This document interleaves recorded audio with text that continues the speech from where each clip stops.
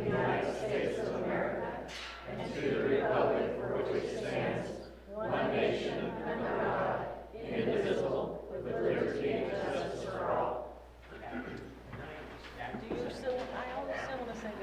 I'm going to call this meeting to order at 6:01. Roll call, please.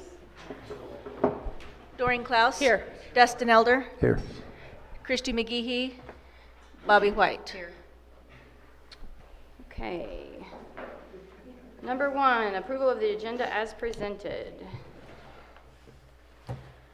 Make a motion that we approve the agenda as presented. Second. Okay, Doreen has made the motion to approve the agenda as presented. Dustin has seconded that. All those in favor? 3-0. Moving on to number 2, approval of the minutes from the December 19th, 2024 meeting.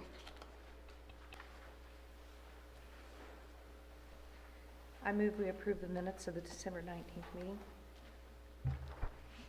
Bobby has made the motion to approve the meeting minutes from December 19th. Second. Dustin has seconded that. All those in favor? 3-0. Moving on to guest speaker, business license for London Calling Food Trailer. Come on up.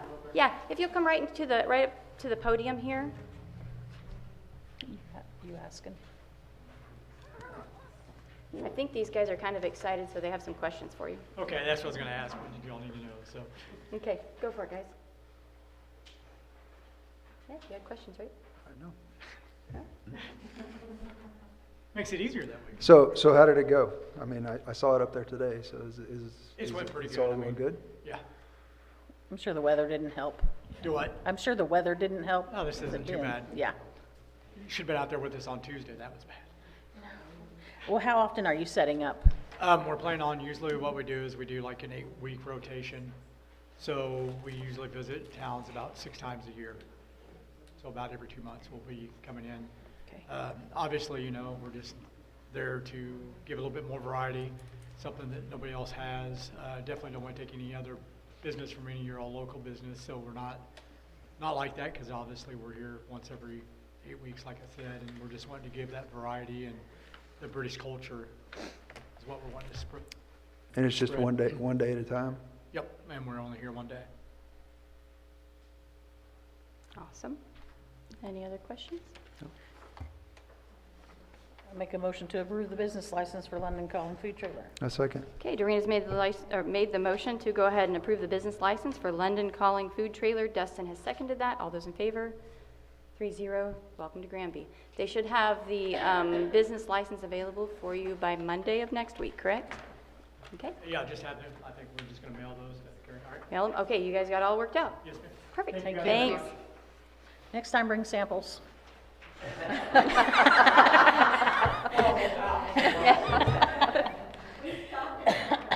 All right. Okay, guest speakers number 2, Granby Homesteaders. Please come on up. Oh, snap. She has a whole crew here with her today. Visual aids. Visual aids, yes. Awesome. Hello, I'm Tina Burnett. How are you guys today? Good. So with me today is Sean Swope, Heather Walters, and Annie Martin. They make up the committee that we have formed for the community garden.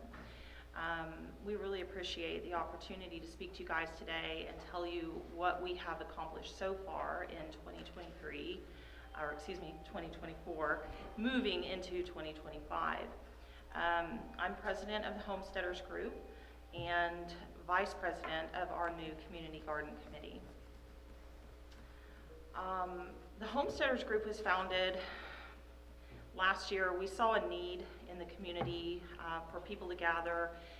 I had been traveling over an hour away just to go find a homesteaders group that we thought would, benefit our household. We were able to start the homesteaders.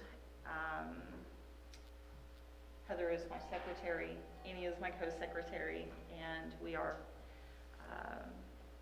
your committee, basically, for the new community garden. It has been a really big project for the city's community garden. Last year, we kind of ran into some roadblocks towards the end of the year, and this year, we are so excited because we have this whole new development equipment. We've made a mock-up drawing of what we want to do, and that's basically what we are here for. Is to get your permissions to put in basically a permanent driveway. We are not asking the city for money. We are going to be getting grants for most of this, and if we do not have the grants, we will also be doing some fundraisers to raise funds for certain things that we feel like we need. Can you point out where the driveway is that you're suggesting? Yes, so this would be Jim's Land here, Main Street here.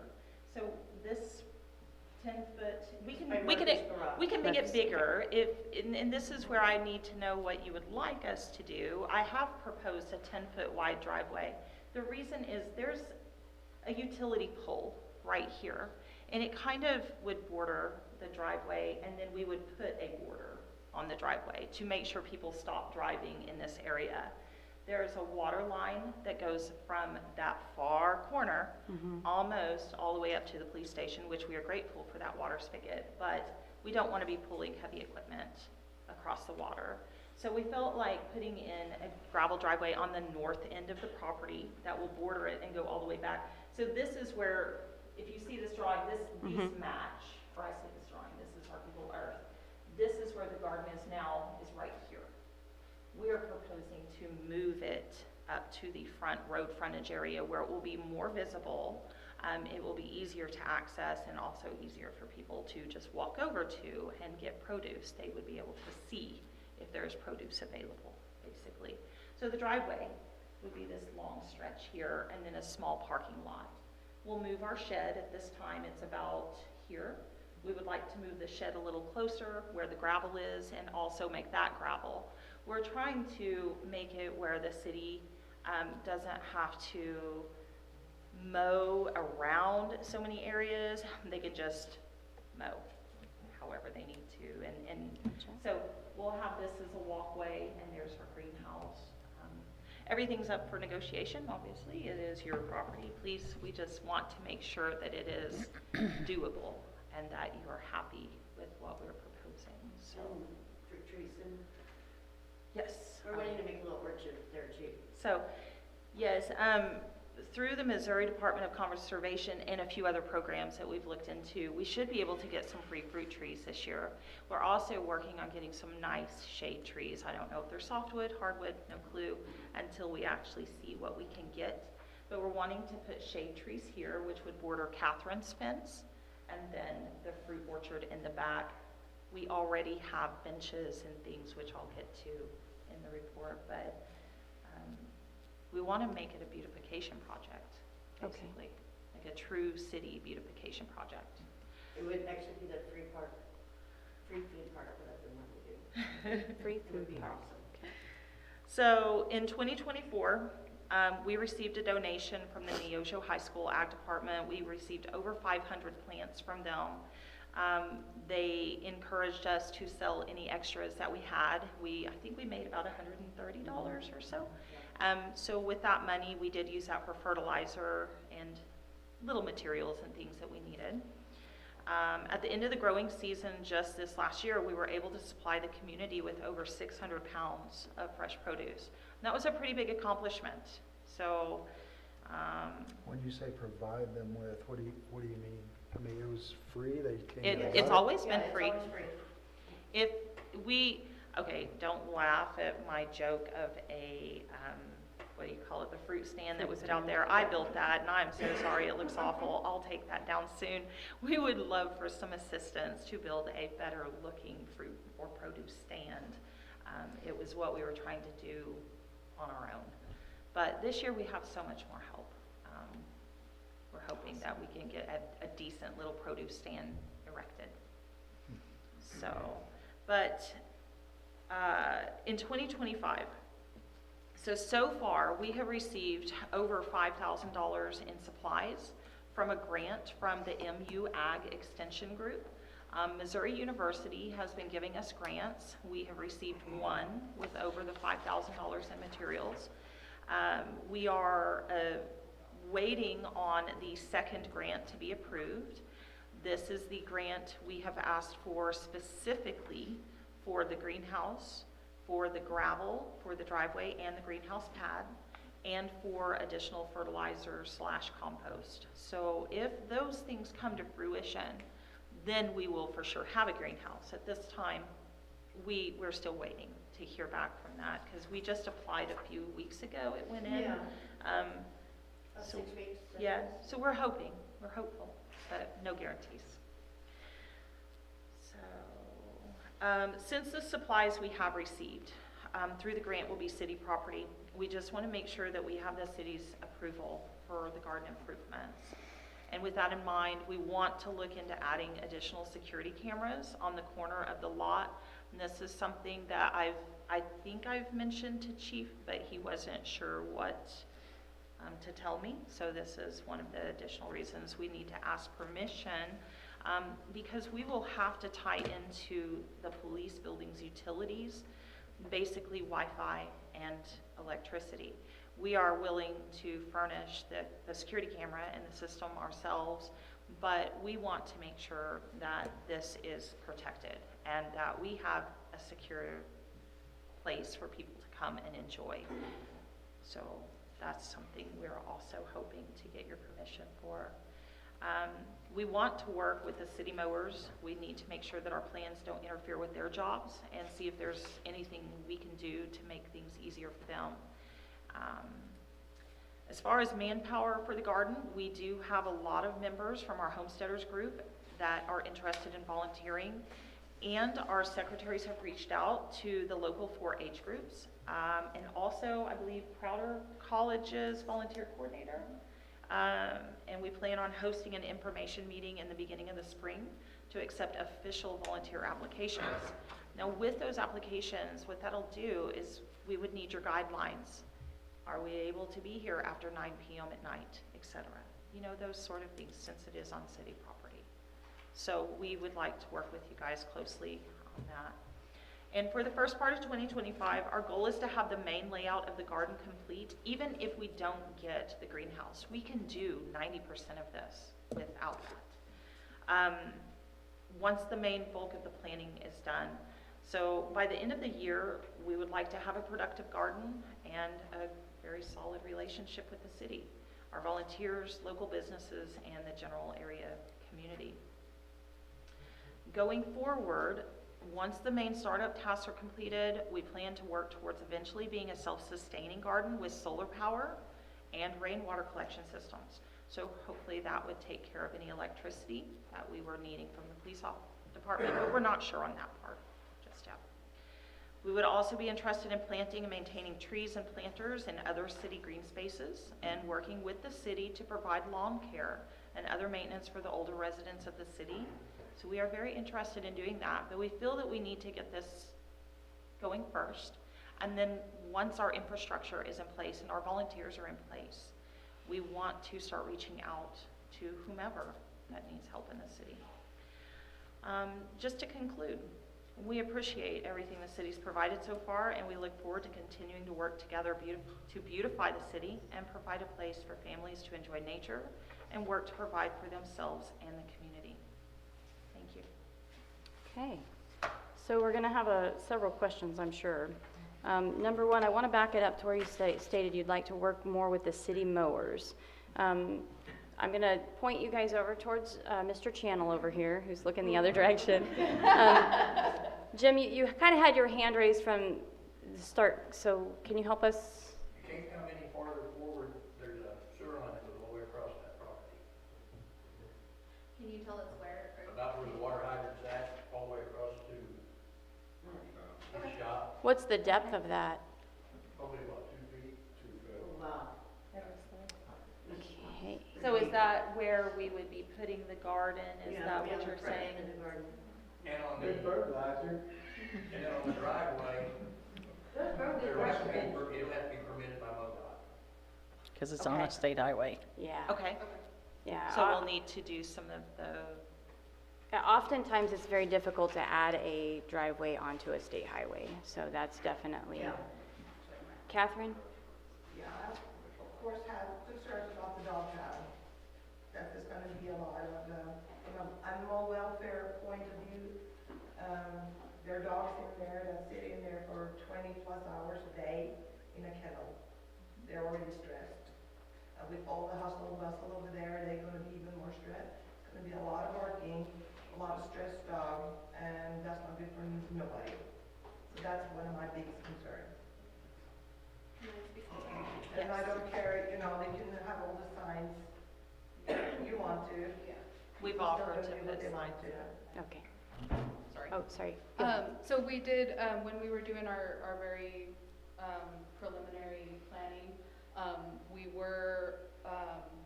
we were told it was about 8 feet, you wanted it Yeah, about 8 but feet. that don't matter, it doesn't matter. listen to you guys. If there's people out there Okay. all the time, this is a dog pound, Mhm. a shelter for animals. And they're, you know, that's very different than a dog in a home. Mhm. Extremely different, that's a whole different situation. So it's not like, you can go and tell them to shut up or Right. what, you know? Mhm. They are so stressed already because they are, I mean, they're prisoners, so.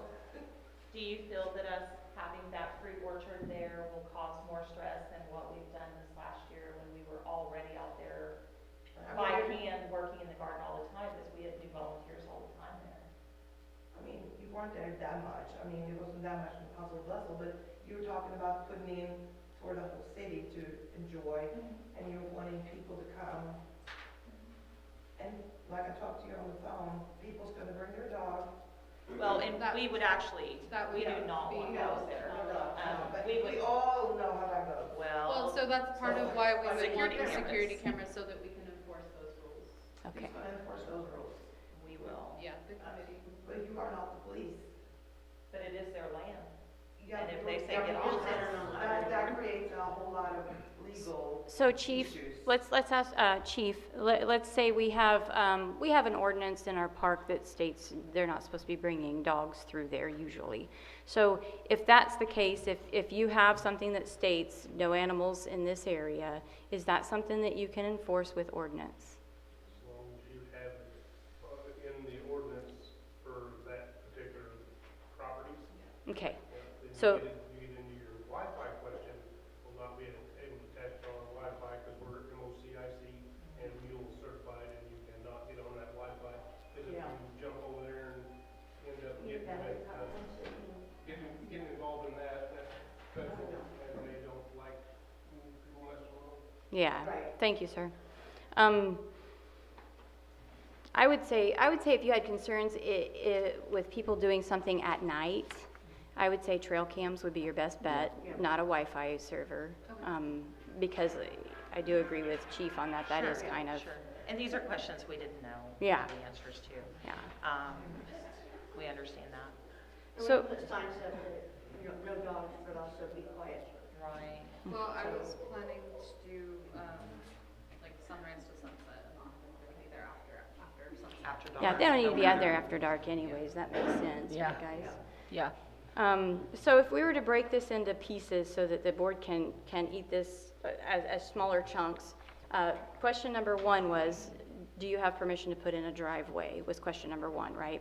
So, once again, that does go back to MoDOT. MoDOT would be the one that allows that. So council as a whole, if MoDOT says yes, they are allowed to do that, what is your thoughts on that?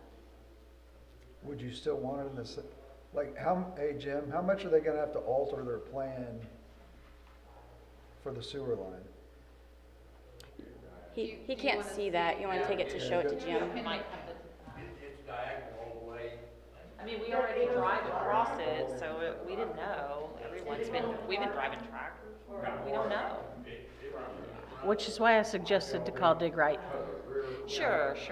And we are. It's Yeah. on our agenda. Yeah. Absolutely. Right. but- I want to do that until we got it. So you already have plans for that, that's what I'm trying to say. Oh, it was in here. I probably skipped it. Sorry. This is Murphy's. Oh, yes, sir. My family would be interested in donating pallets and helping build tables, if everything, if you guys can get everything to go through. Awesome. And if I can get like counter or whatever, I can possibly donate that as well. Awesome. I think you guys stepped in after Tina had came up here. This is Tina. She is the president of the homesteading group. Who's the president of the garden? Is it Sean? Sean Okay, is. and then Sean is actually the president of the garden. So those would be your two contact ladies. So that is awesome. Thank you. And she's wanting to actually be part of it. Yeah. So, Oh, yeah, we will Yay. talk to you.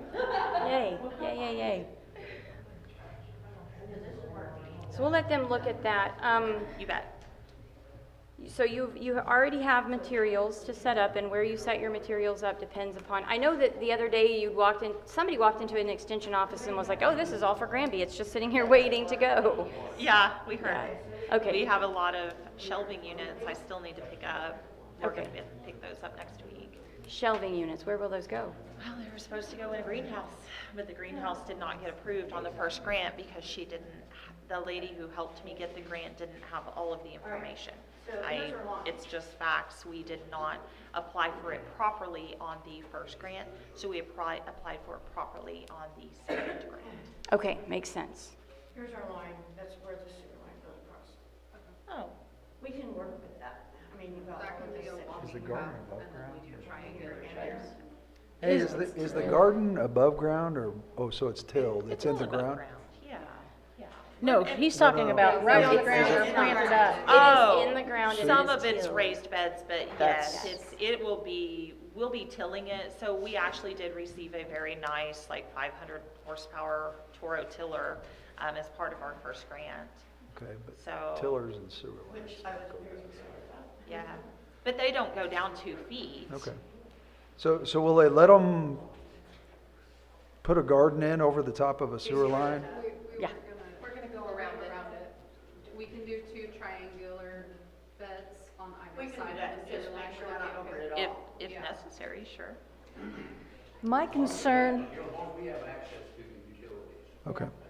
It won't what? Access. And also, and I don't know why you would be, but, I'll have to check, but I don't know if you can dig any deeper than, either, is it 2 foot? It says, 2 foot for your trees and stuff. Okay. Because of the, wet contamination cleanup. Right, okay. Okay. They would hit that orange stuff they put in the, did they put it, they didn't put it there? Well, the trees we're probably getting are saplings. They're gonna be very young, Yeah. little trees. The couple that donates them to me every year, Mhm. they've decided to send us fruit trees this year that are at least 2 years old. Oh, So wow. that's. So they'll- Now, we had that conversation about them, because the saplings were so small. Are you still entertaining the idea of putting them in buckets first so that they're above ground and people don't run them over? Because they're going right into ground. And they're gonna be about this tall or taller. Okay, at so- 2 years old, and about that big around. Okay, So a little bit bigger this year. And they're not sending us 100 of them. That's a lot of work. yes. my Okay, concern is with the shelter. I live on the northeast side of town, and if someone comes in and they get the dogs stirred up, we can hear them all the way down there. Yeah. So but my concern is the people that live right here in a close vicinity. Yeah. Where we're proposing, though, to actually put most of the work is about as far away as we can get from the dog pound, because right now we're working here. yeah, you're right beside it right Right now. beside The area in the it. back So is we're really actually nice. trying to move everything about as far away as we can get. Now, we can still, like I said, we can adjust this and we can bring it back if you need us to addendum, like, make it different. We can do that and bring it to you for another time. Catherine? What kind of disturbance did you have with the dogs over the past year or two when they were working down there in the garden? They weren't down a whole lot. I mean, the most of the summer was nothing going on with that. Okay. So they were there at the end of the summer. The dogs bark every time they're over there, of course. Right. As long as I'm there, we can try to calm it down. But I'm not there. Right. Is there any other city locations, Jim, Lana, where this would be more appropriate in our city? Is there any other location that's city-owned property?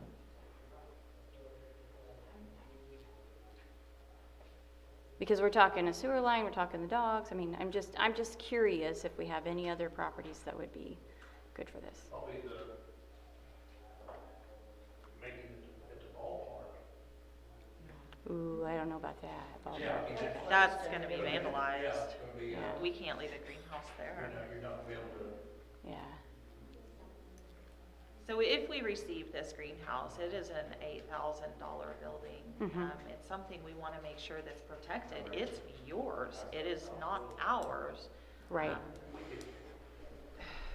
And they're glass. We could get driveway, and it starts at Out the of top of ballpark. the car, the top of the hill, where we're doing the church, There's a church is probably. But there would be a good drive. Yeah, you wouldn't have access to water there either. Okay, well, I just thought I'd ask just in case, to explore that option.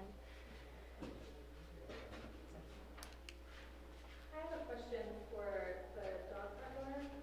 Catherine. Is there anything that we could do to make it like some sort of buffer between where we are and the dogs to make them feel more comfortable, or is The it? dogs work the off of their noise? nose most of the Yeah. time, you know? They have a very good sniffer. Yeah. I And just they didn't smell know it. if we could. I'm not trying to be a butthead, but I'm just Yeah. saying, I am responsible for these animals. Right. And I want what's best for them. Privacy fence though? It has a privacy fence. Animals. There is a privacy fence. Adoptable, yeah. I mean, the only noise I really made was coming in there, and the rest of the time You never made me. Well, I just, I didn't take my nuts out and Well, we're hoping to keep it a quiet place. That's the thing. Well, But We're it's not- having work days with. There's a you place You'll in have- Washington, the state of Washington, that is the quietest place in the world. And they I mean, literally get the 4-H have kids planes in go there around. and We volunteer. can't do that, but we can make it Yeah. See a, what happens. Yeah. Well, I think you guys can be mindful. Right now, currently, the garden is right beside where the dog pound It is, is, right, yes. or the dog Right shelter is. adjacent. So if you're moving it forward, you're moving closer to Main Street. I literally live like a little corner away from there. I hear them sometimes, but it's not, Chelsea gave me the shit. yeah, that's, so, council, they're asking for permission to go ahead and move that garden forward, provided that they do the dig right call and they're not putting it on top of our utility. What's your thoughts? I appreciate the progress and the time you guys are putting in on this. I mean, it's been started for a couple of years now, and we're finally getting some momentum. I'd hate to see it come to a screeching halt because of some small technicalities. I agree. I think it's great. I think it's good for the whole town. Getting the permission for the driveway is also one of the things from MoDOT that will have to be contingent. Okay.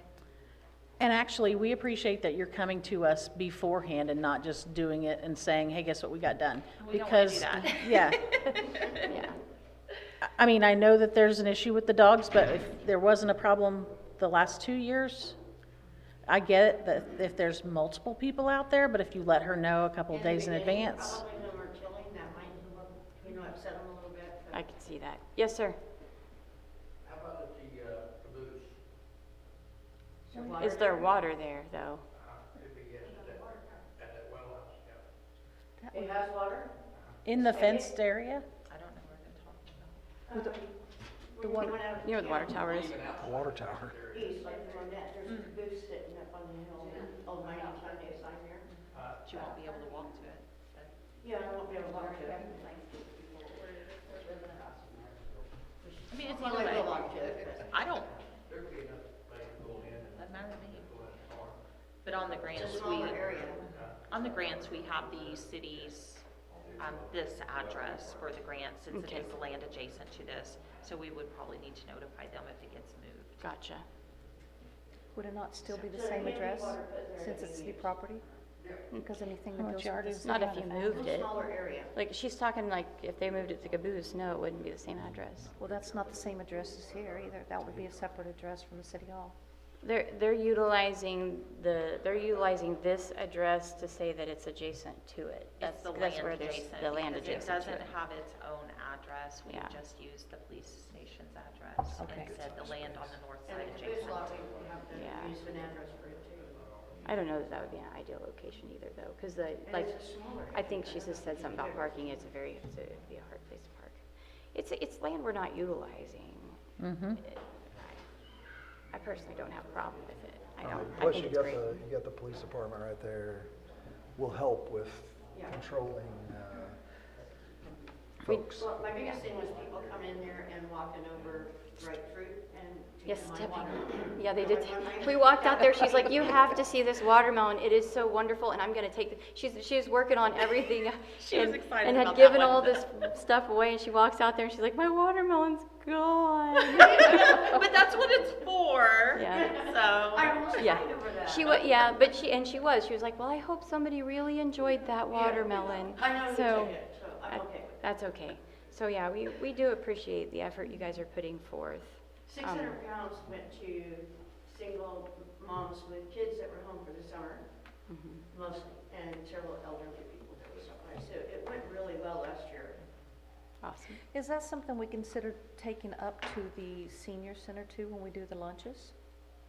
That would be, I don't know if we could, but that would be fantastic. You guys could have a table or something sitting up there where they can take some. You volunteer at it too, so yeah, you've This seen year how it would be works. a lot different. Yeah, Yeah. yeah.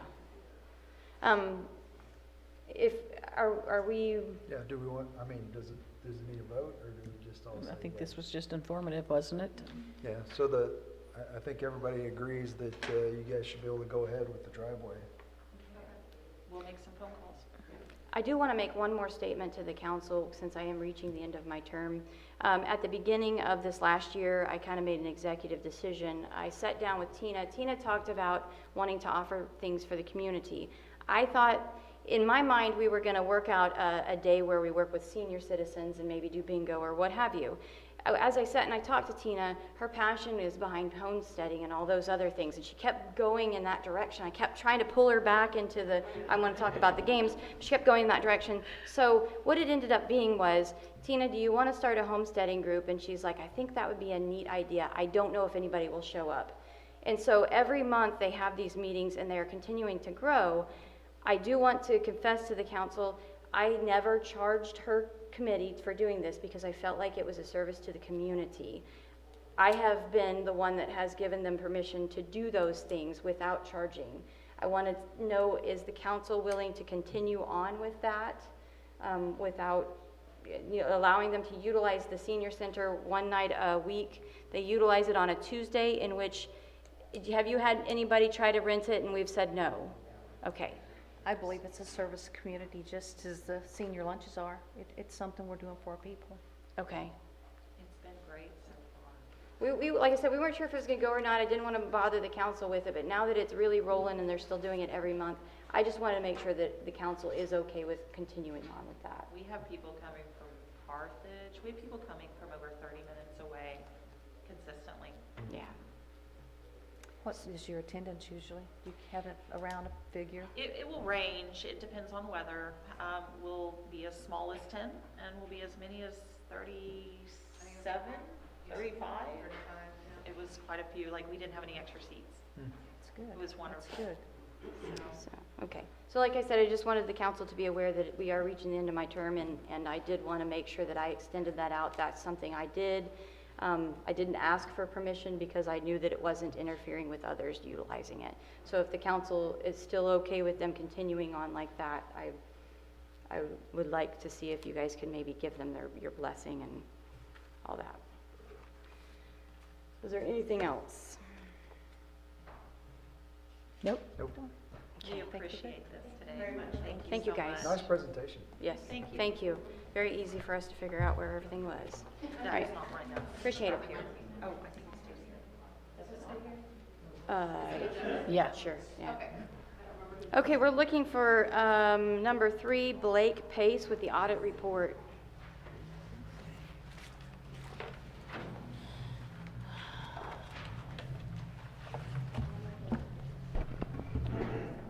Red card. Good evening, my name's Blake Pace. I'm a CPA with Decker and Pace CPA firm, and go over the audit report placed in front of you guys. If you guys have any questions as I'm going through this, please don't hesitate to ask them. We'll start with page 1. And page 1 is what's titled the Independent Auditor's Report, and there's basically 3 main sections of this report, or this letter. The first being the opinion paragraphs, the second being the responsibilities of management for the financial statements, and then the third being the auditor's responsibilities for the audit of the financial statements. And so, in summary, the management responsibilities for the audit is to basically furnish to us all relevant financial information, invoices, QuickBooks, bank statements, and our job as the auditors is to provide a formal opinion on whether or not the information presented to us is free from material misstatement and in the right format per governmental accounting standards. And so we express in our opinion paragraph there at the top that the city received a clean opinion this year, which is the highest designating opinion you can receive. And it means that, in fact, the financial information given to us is free from material misstatement, and it is in the right format within this report per governmental standards. And so you guys are in great shape financially, so I'll make the financials section pretty quick here. I'm going to start on page 7.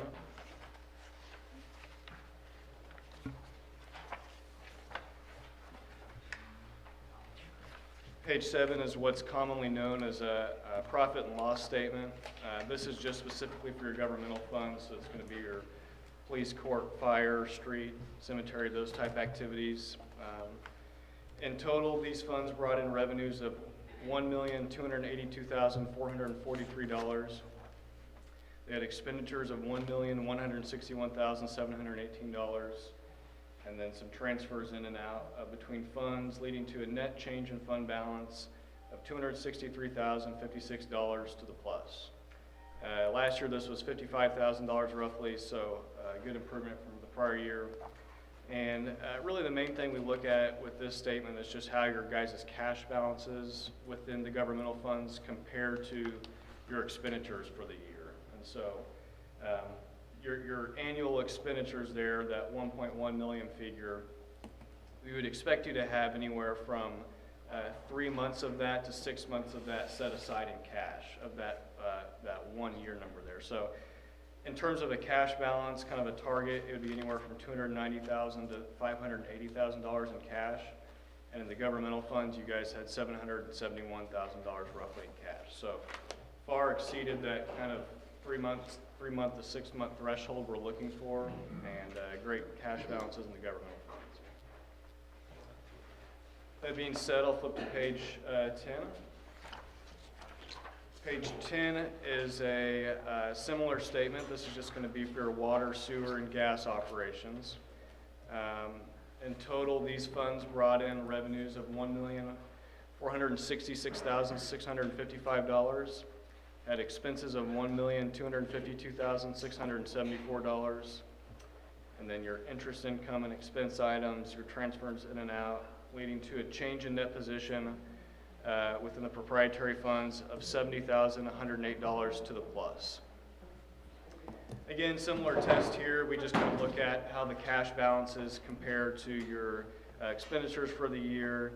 Of that 1.2 million figure of expenses, 3 to 6 months of cash would be anywhere from $313,000 to $626 worth of cash, and you guys had roughly 1.3 million. So again, far exceeding our expectations in terms of cash set aside in these funds. Flipping to page 11. Page 11 is specifically for your water, sewer, gas operations as well. This is what's called the statement of cash flows, and so really it's just cash in and cash out. That's the best way to think of it. And the two main highlights we kind of take from this statement are the first being about halfway down the page where it says net increase, decrease in cash and cash equivalents. And in that far right column, you'll see where the water, sewer, and gas operations increased their cash balances by roughly $67,000. And so kind of the first thing we look at there is just to make sure that the cash is increasing and not consistently decreasing year after year. The other thing we look at is that top line near the top, it says net cash provided by operating activities. And in the far right column, you'll see that $395,000 figure. That's a good indicator for us, where rates are at, if they need to be increased or decreased. Again, rate increases are always necessary each year, but if this number was consistently negative, then it would indicate that big increases need to happen. That's not the case this year. The operating cash was $395,000 to the plus, and so really no worries there. You'll see a few lines down from that, the $1.8 million figure, that's the capital expenditures related to the water and sewer upgrades. And the line below that, you'll see the loan proceeds associated with the upgrades of the water and sewer infrastructure. That brings me to my next and final point regarding the loan proceeds, and that is what's called the CFA, which is on page 37.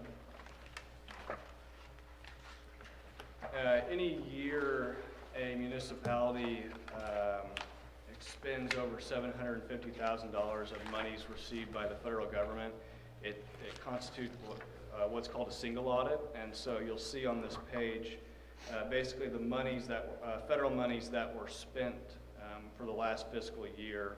Most of that being for, again, your water and sewer upgrades, the loan proceeds. Still some of the ARPA that was initially federal money passed through the state, it still counts as federal money spent even though it's passed through the state. You'll see that those monies listed there.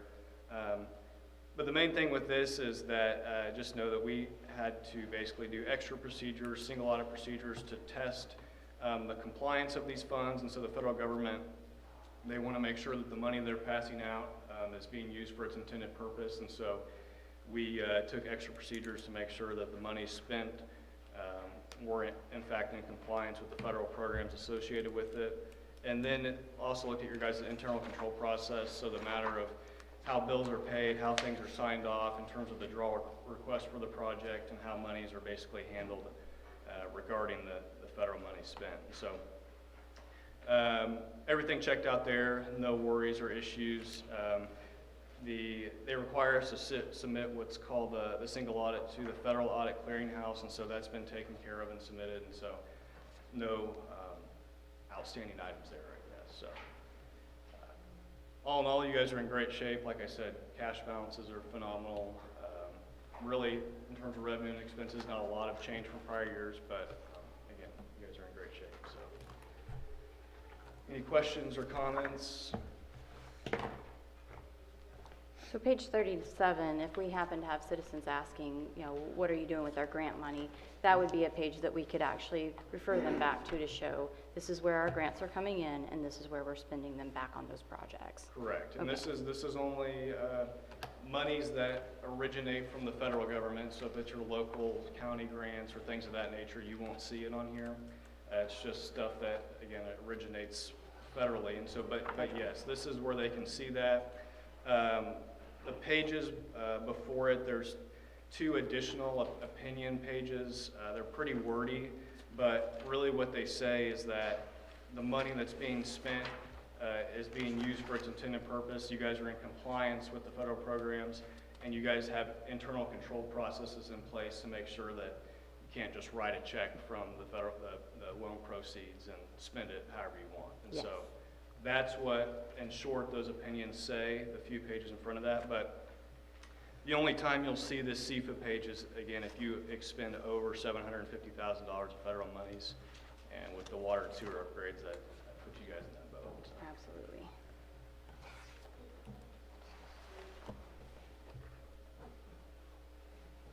Any questions, council? No? Okay. Nope.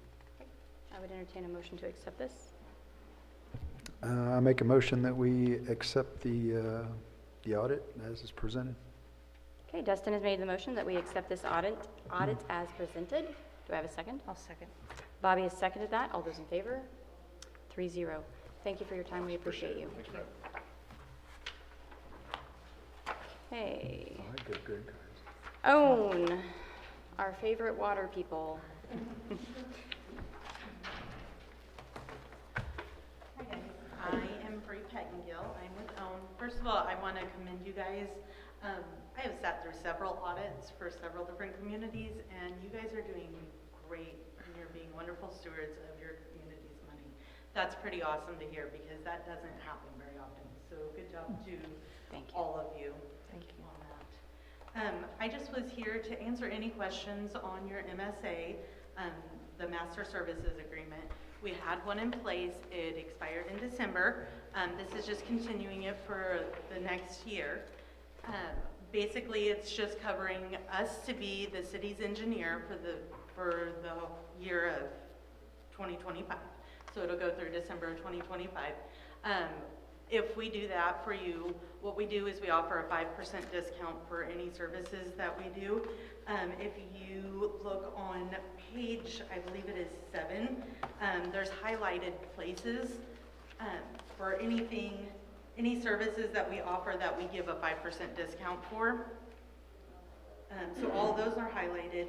And then if you'll go down to page 11, that's where anything in gray shows you where we can discount the 5%, and that's any services that our office specifically does for you.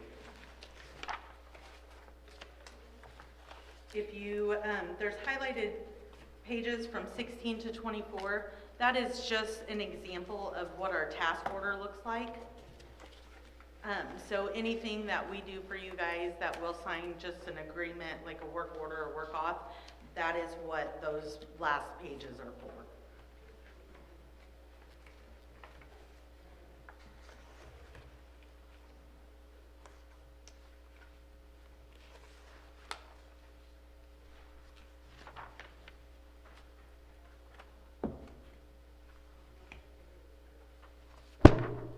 Whoops. So this isn't for anything specific, it's just, This is just for general engineering services. We have employed them over the last year, so every year they come back in with a master service agreement updating their fees and different things like that, and they have to have us vote to say that, yes, we want to continue on with them, or no, we want to find a different engineering service. Basically just to be for the general services, anything that you have come up, we would be your city engineer to help you out with anything small. Obviously, you have to go for a request for qualifications if it's something major that you want to do. But this is just like minor things that Jim has questions on, that he needs an engineering report for technical memo or something small like that. That's what this will cover. So, and we have, is it Andrew working on the sewer engineering for the East Newton project, correct? Yes, that is That's what- correct. So Andy Novinger has went somewhere else. He just left OWN. Oh. But Jeff and Robin will be helping take care of that. Okay. So we are still working on it. It's still on our list. We actually had a meeting about it last week, so. Okay. Yep. You So- have them contact me, because I've called a couple of times and they've never. Yes, absolutely. Okay. Just want to make sure we're staying on track with that. Yep, absolutely. They're the engineers that are working on it. We are doing the water They project. were awarded the water project, yes. this isn't this. This is a master service agreement. Is there an update for us from that? Yeah, absolutely. So we've gotten this cultural resource survey back. We have created an environmental.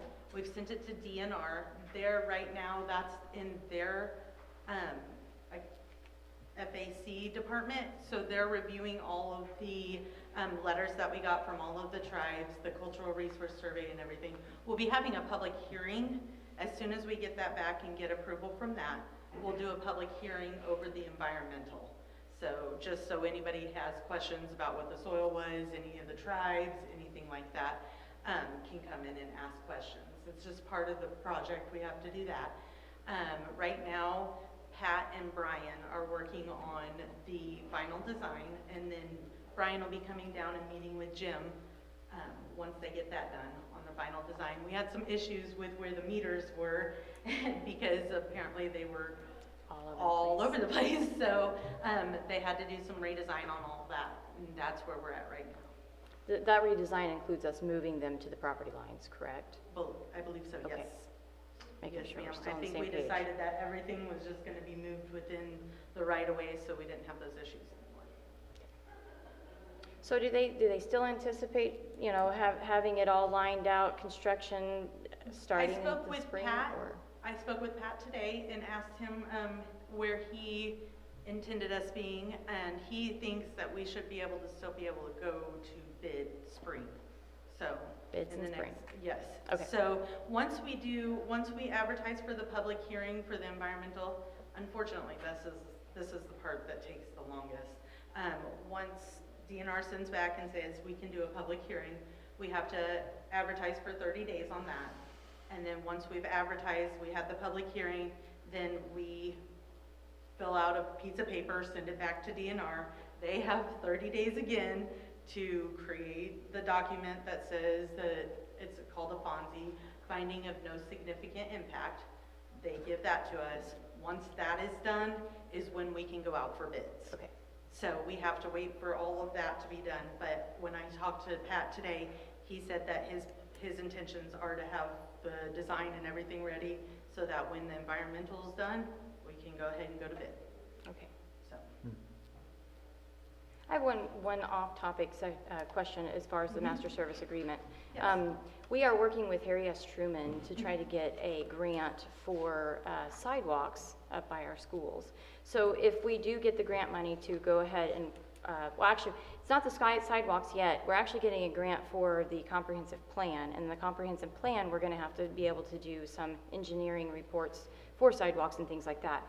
Does this lock us into you guys anytime we want to do those? You said smaller projects. No, it doesn't lock you into that. Okay. No. And also, for a lot of the government projects, you have to go out for a request for qualifications is what it is called. For TAP grants and stuff, we are on the on-call list. Okay. So you can use us without going out for a bid, but you don't have to. Okay. So. So basically what you said about the water project was that it's pretty much done, the plans are being drawn up, we're just waiting on the environmental, and once that's a public hearing and all that happens, Yep, so they're working on the final plans right now as far as design goes. does that mean does that mean you guys know where all the meters are now and all the water lines? That means that I believe they know where everything's at. They're gonna do a final run through with Jim.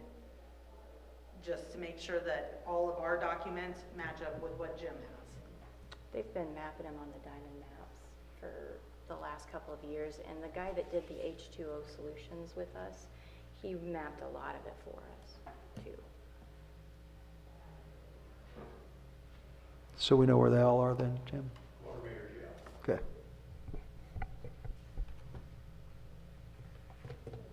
They're all on the ground.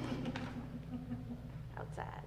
So I would entertain a motion for this, accepting this master service agreement or allowing me to go into contract with it. I'll make a motion that we approve the new master service agreement with OWN for the year of 2025.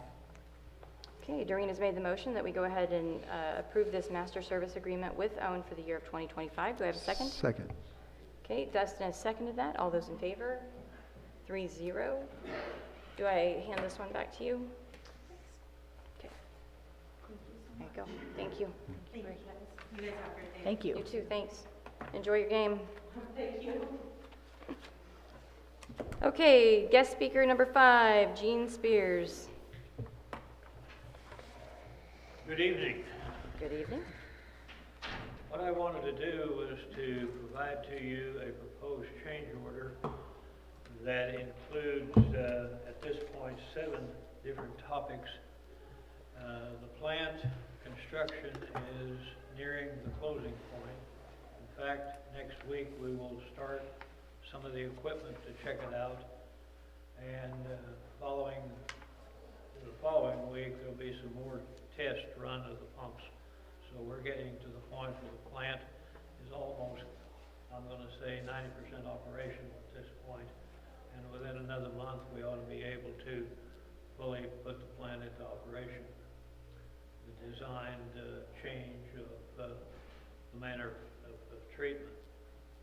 What I have is a proposed change order for some additions that has been discussed between myself and the plant operators, and I presume that you've had an opportunity to read over this list, and if there's anything in particular, I'll be glad to discuss it with you, enlighten you as to what it really boils down to. There is one more item week that I did not have here, and that was the placement of some valves in a line that will enable him to separate the wastewater that's generated within the plant, the laboratory and the restroom, from supernatant that's drawn off the top of the settling tanks of the digester. And we're going to estimate at this point about $5,200 to put in the valves and make the changeover. But be glad to go through any of them that you have questions on. Most of these are to improve or enhance the reliability and the operational capabilities of the plant. And they're not, they're things that we have thought will be beneficial and aid in the operations. Be glad to talk about any of them if you wish. I have a question about item number 4. The SCADA system, I thought we updated the SCADA system with the ARPA funds. We did. And that was to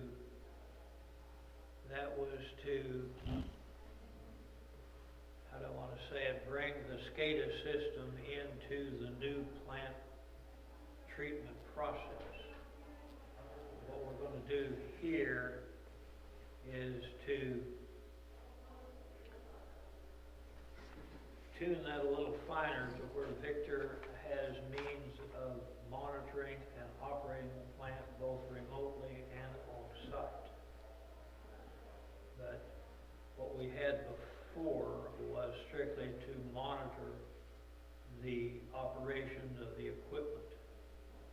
And this will give him a little further capability of monitoring and operating this plant, turning things on and off. The one thing that's the major portion of the change order is this diesel standby generator. Originally, as it says, originally it intended to move the generator from the treatment plant down to serve the lift station. It seems that there's some question right now as to whether it's really reliable and its need of overhaul anyway. And It's a 30-plus-year-old generator. Say again? Yeah, it's a over 30-year-old generator. Yeah, it's 30 years old. Really starting to have a lot of problems with it. We feel it'd be to the benefit of the city if we would spend some of that extra money that seems like we're going to have for a new generator and set it down at the lift station. I'll clarify that. The extra money, what happens is you come in with a plan and they say this project's going to cost this much. Then the state comes in and says, okay, we will give you this much grant money. So they gave us $1 million, and then they came back and said it's going to be 2.5 when we revamped the cost of the project. Cody Green came back in the other day and he said, okay, we still have $350,000-ish that isn't used. When you have it, when you do a project like this, you use all of the actual loan money first, or grant money, or bond money first, then you have to use grant money. So what would happen if you don't use that $350, you have to hand that money back to the government. So they're basically trying to make sure that they have updated everything within this project as good as they can, utilizing as much of the grant money as possible so that we're not losing or releasing money that could have been utilized now. Is that why you looked at me like that? Okay. The money is earmarked for Where extra money was coming from. Yeah. We have to show a need for it before they give it to us. Right. Now, I will say this on behalf of the operators of the plant, there are some laboratory equipment that ought to be considered to be purchased with some of this money.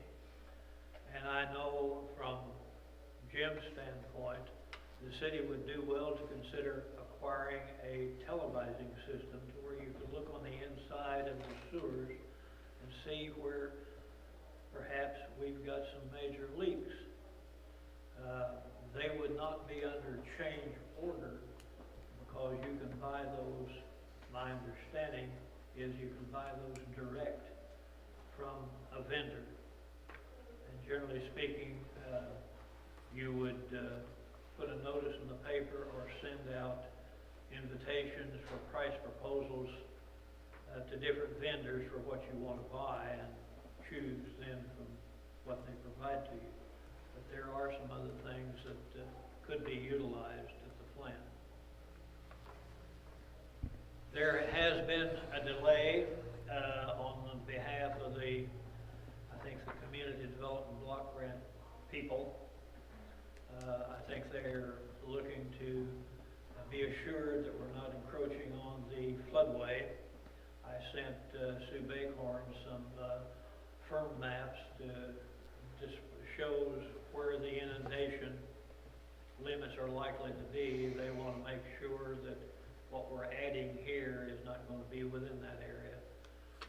It's a delay, but it's something I think they feel that they need to do. What I wanted to do is to acquaint you with the change order such that you could perhaps give concurrence pending their release of the money.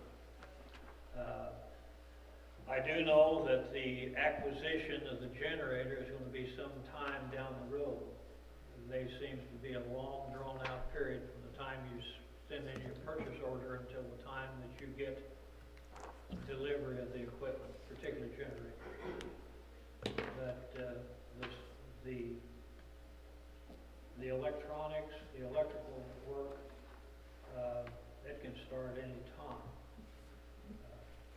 But until I get some word from Cody and from Sue Bakhorn that the money, yes, can be used, we can't fully instigate the change order.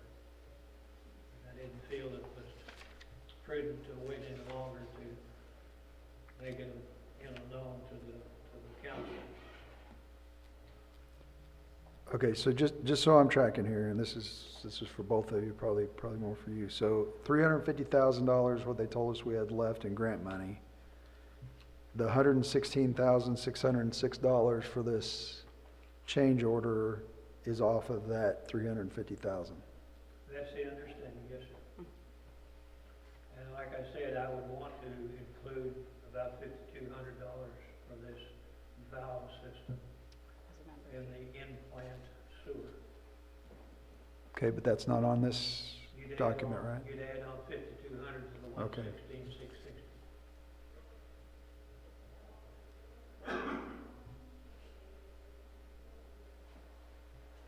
So this change order that you're bringing forth with the basically 8 items now, is that what bumps it from the 420 days up to the 570? Is that what's going to bump it up? Because we'll be waiting on this?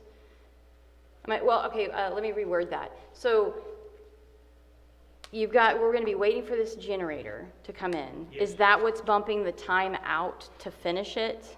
No. No, okay, so they're just asking for extra time because they don't have it finished? Right, but Okay. they don't want to run up into their completion date Uh-huh. because they haven't been able to get the equipment that they needed.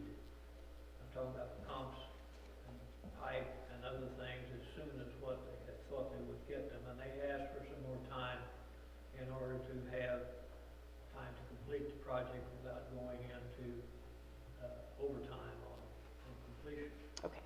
Because at the end of the contract period, the insurance companies and the bonding companies get real particular about whether or not they have obligations. Yes. That's why he asked for an extension of his contract period. Okay. And that's 90 days? 80, 70, yeah. Yeah, maybe 90 days. So remember, we started off with the original 480. I'll never forget that meeting.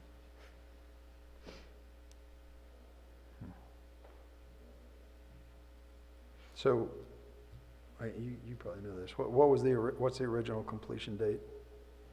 I don't have it in memory. I don't have it in memory. I know that we started off with 480 and we sat down, I can't remember, I think it was August when we sat down to talk about it. And He goes, but I'm not gonna start until October, because we started in October. And I said, well, how about we just go ahead and start our timeline right here? And he goes, how about if we do that, I'm gonna file an extension anyways. And so I'm like, touche. Was that we were not able to start this within the time period that we thought we would. Right. We all delayed up until almost, what, first of the year, first of 2004? It was the October of the year I took over, so it was 2023. But we were waiting on the clearance through the National Steel Act. Yes. Basically, they changed the law in the midst of working through this, and then we had to have an exception. So we were sitting there waiting on that exception forever, it seems. I had given it what I thought ample time, even taking into account there was a possible delay in the receipt of materials. But we didn't anticipate there'd be a delay in starting, by reason of the Iron and Steel Act. Right. Yes, Dustin? I'm not questioning the 90-day extension or anything like that. I just would like to know a date. Because 570 days means nothing to me unless I know what date it started. We can look it up. I mean, you can get back to me, you can just give it to her and she can send it Oh, okay. later. You've Yeah, got the just contract. at some point, just finding the date. Yeah, there you have a copy of the contract, and the contract provides for a completion date therein. And I just don't keep it in memory. Okay, We'll get to you, Dustin. so do we need to, We do have to vote on this, if you guys accept this change order or not.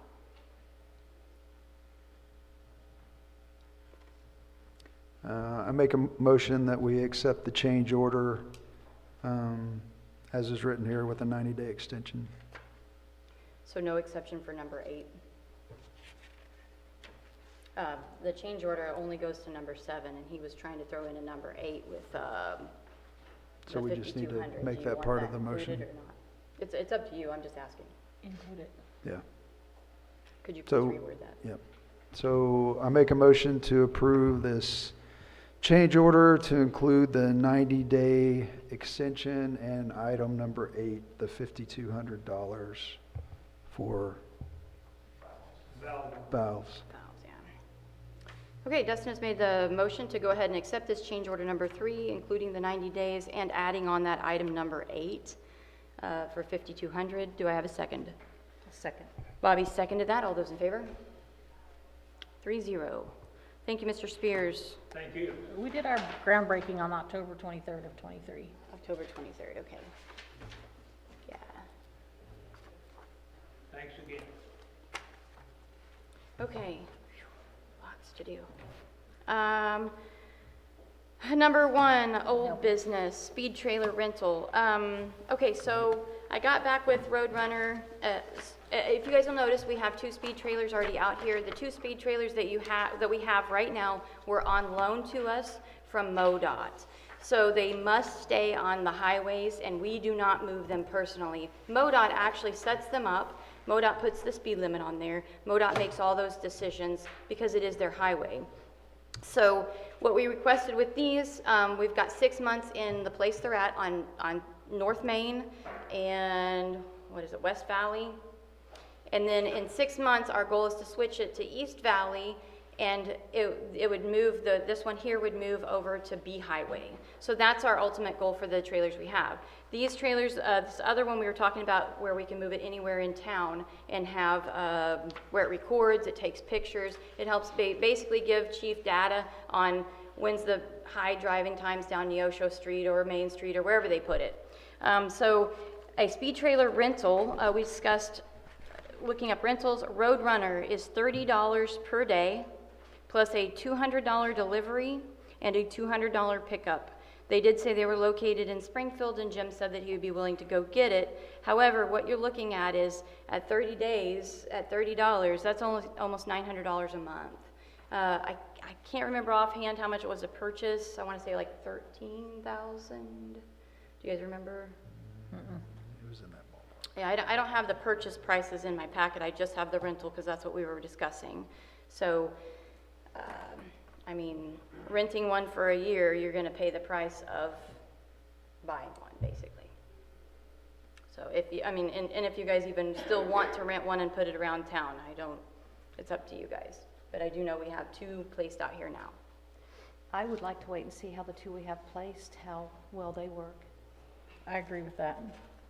Hey, when you guys talked to who, was it you that interacted with MoDOT? So how long, if we ask them to move them, is there a limit to how many times we can ask them to move them? I mean, as long as we're not annoying, I mean, if they stay there a couple months. Yeah, I don't Will think they- they would give us trouble for moving it sooner if you'd want. So they will come and move them around for us, I believe so. as long as they're on the highway. Yeah, as long as they stay on the highway. And then, of course, they have to put them in certain locations. There was a lot of questions on why is this one here and not right beside the 25 speed limit sign? You can't place it in the parking lot. You can't place it into parking spots blocking businesses. I mean, there's reasons why they're placing them in certain places. I would advise all citizens that if they've placed a 25 speed limit sign in a spot, they set the speed limit. MoDOT says go 25, so obey it. So, but, I mean, if the council decides they want to, and I'll make sure you have all of those contacts. I forwarded one of the emails. Oh, that was the speed study one. That's a different person, though. So, but I'll make sure you have all of that information when I step out, because you're going to be an awesome mayor. So I mean, I agree with Bobby. I think we ought to wait and see how are we noticing a change? You can definitely tell attention to the. Made a change with me coming past Ramey's. Me too. So, I I was mean, like, oh, 38. Nope, but it's slow like I down. said, it's the moving it around that's gonna be effective, because people will get used to it being there and then they won't pay any attention to it anymore. But if we can move around periodically, that'd be good. And that 6-month was just something Chief and I kind of talked about, but it's up to the council. If you guys wanted to do that, we can definitely do that. Well, let's try it out and see how it works, and then if it really is doing a good job, let's buy one. Okay. Yeah, because I think it'd be beneficial if we see that it works to move it in other places besides off the highway. You know, we could put them in the school zones and all kinds of stuff. So we already had a citizen jump on there and say, you can put it in my yard. I would love for them to slow down. So, okay. So do you guys want to put it back onto the agenda at any point in time, or just wait? Just totally wait? Let's just wait. Okay. All right, moving on. Wendy Elder, discussion on Region M grant. Hello, Wendy. Is this on? Yes, it's lit up. It should be. It's on. We're currently working on the grant application process for the Region M Recycle Grant for the 25-26 fiscal year. The applications are no longer straightforward and simple as they have been in the previous years, so we've had a little bit of a learning curve in the last 2 weeks that it was made available to us. There's more written documentation in paragraph form, less just fill in the blank that there was in the past, and there's also program details that are required. The grading sheet, just to be eligible, you have to reach 70 on the grading sheet. Some of the weights and importance of certain items have changed, and some blocks that were previously on there. The key one is your history. You have recycled in the past, and you have a certain tonnage. They're no longer really count that, because some people in their business, because there's all different kinds of recycling, such as styrofoam doesn't weigh as much as, say, metal. So they were comparing apples to oranges on a weighted system. They're no longer going to do that. So then they changed some of the point system for, like, is it helping economically in your community? So we have to try and, because that's weighted a little bit more, try and show points that are we helping out our community economically through our recycling? And then do we take non-typical recycled items? That's another big push that they're really talked about at the meeting that Lana and I attended, such as electronics, which we haven't done in the past, batteries, tires. So I'm not saying that we're seeking those. I'm just saying we're going to look at all avenues, visit a couple other recycle centers and stations in the area and see what they're doing, what they were able to do in a short amount of time with efficiency and effectiveness in their communities. And let's see, Currently, the Granby Recycle Facility operates as a collection station for Neosho Recycling Center. The only thing that they currently earn any funds from is for the mixed metal. All the other items, cardboard, plastics, paper, are just collected here and taken to Neosho. Neosho gets to count it in their weight and in their tonnage, and then they oftentimes, such as a cardboard, bundle it, bale it with their baler, and then they receive the funds from that. So we're adding to their tonnage. Is that something that Granby wants to continue to do? Is to be a recycle station collection point for Neosho? Or do we want to look into the future and possibly add those avenues? I'm not saying that that needs to be requested for at this time with this grant, but oftentimes with government grants, as you've dealt with other ones, it's good to ask for certain funds, and then maybe you'll get them, maybe you won't, but just try to operate within the parameters of the money that they give you, if they give you money, if you get the 70% on the questionnaire. So there's a lot of ifs, ands, and variables with this. Some options that we have talked about, explored, heard others around the table at the meeting that we attended are doing or have done in the past is educational material. You can actually request money to have trifold brochures or educate in your local school districts. So that's something that we could be added to the grant. Reduce, reuse, and recycle. Another program that some have instituted is gone into the local park system and put water bottle refill stations. So you would have a collection point there for recycled bottles and have a place for people to reuse the water bottles and refill them, or other kinds of containers. That is a big reduce, reuse, recycle component that they're really pushing right now. The other avenue, or the other portion, could be done with equipment, updating trailers and bins, the signs, having more pictorial signs. The word signs are great, but I think sometimes when I've been to the recycling center, I know that things aren't always put in the proper bin.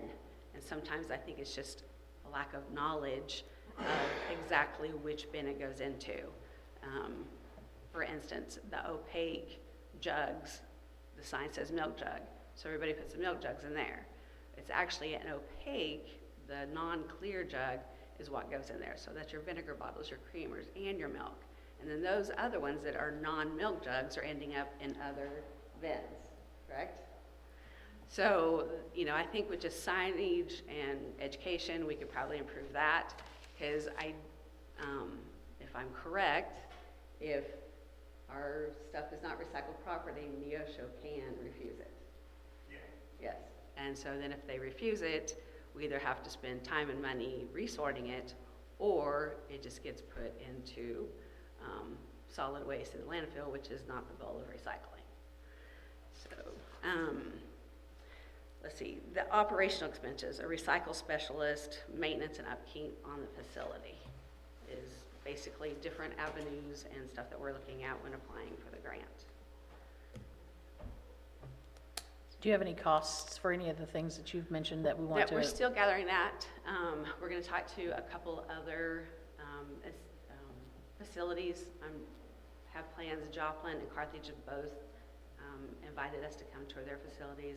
McDonald County and Monette. Even though Monette is not in our region, because of their close proximity to us and mileage-wise is similar to what Neosho is, we could potentially go to Monette instead of going to Neosho, and Region M doesn't care as long as our stuff ends up in a recycled space.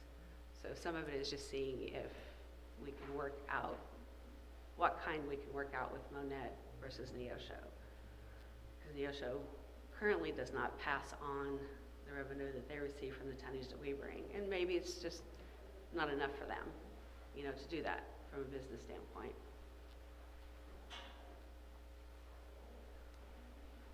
Any other questions, Council? No. Thanks for your work on that. When is that grant due and you'll have it turned in? February 7th is when it's due. The plan for Lana and I to finish up the pieces of it, and I have a meeting on Wednesday with Patty, who's the regional director, to go over some questions and ideas that we have on Wednesday. And then I'm going to try and tour and possibly Lana to some local recycle centers to gather, because Patty suggested if it's something we're going to new start out, of maybe seeing who's getting ready to get rid of equipment that we could possibly benefit from, instead of buying brand new equipment if it's a direction we didn't think we were eventually going to go. Gotcha. So still just really gathering, but wanted to kind of give you guys an update of where we're at today, having an application in hand for 2 weeks. So Yay. a new application. Okay, thank you. We appreciate you. Nick? All right. Okay. Number 3, discussion on CDs. That's Lana.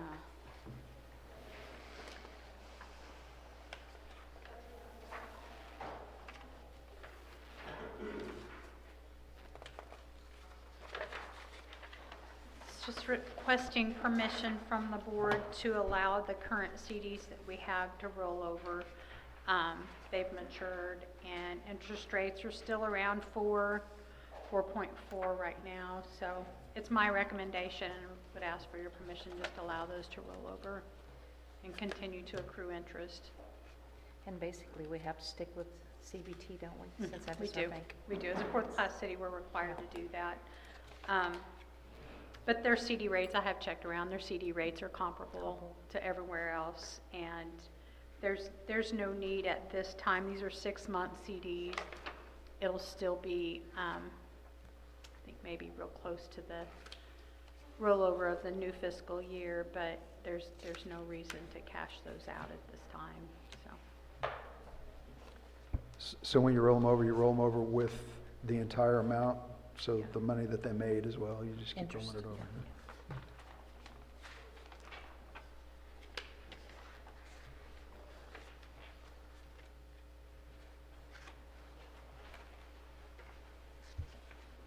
Because them big ones made quite a chunk.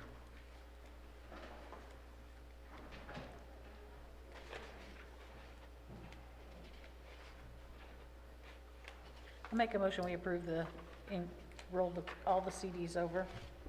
Second? Doreen has made the motion to go ahead and roll all those CDs over to that 6-month CD. Dustin has seconded that. All those in favor?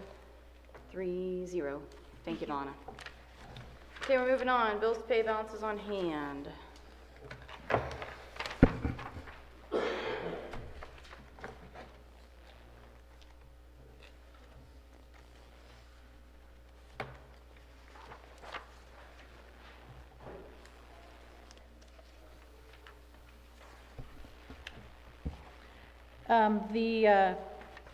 Paying the person to put the Christmas decorations up, did that include taking them down as well?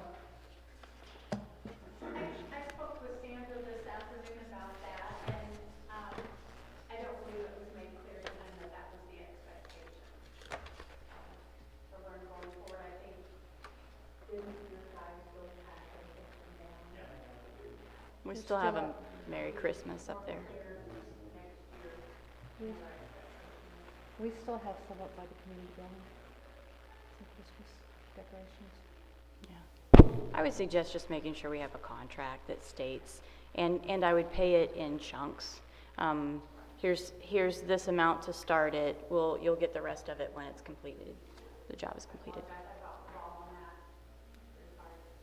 We learn as we go sometimes. Yep. This is the first year, I think, doing it that way, right? We had Doug, I believe, doing it last time. I mean, he was contract for hire all the time, so it was kind of a unspoken thing, so it's new. The playground equipment, what was that, swings, what was that equipment that's on here? Power play, or play power? The chains, I believe. Chains and swings.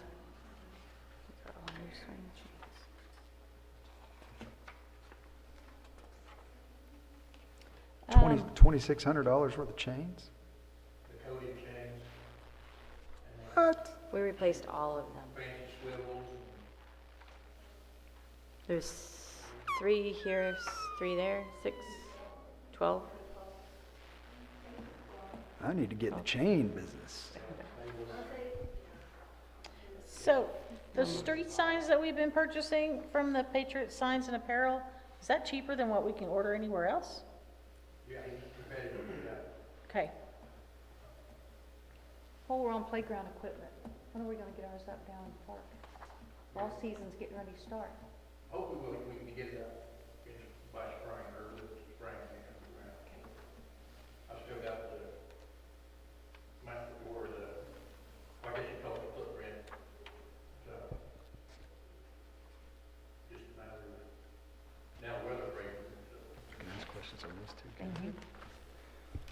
Hey, Chief Murphy, what's, and maybe I missed this on previous ones, what's $5,700 in contract labor fees?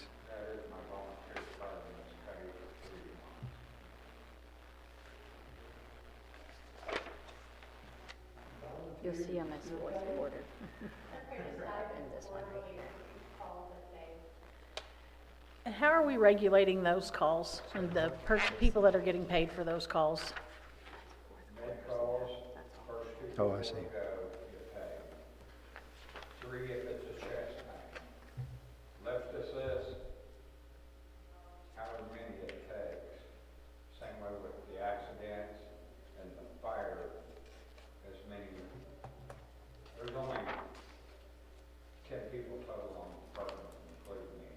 So. And this is for 3 months? Is that what that is? 3 months.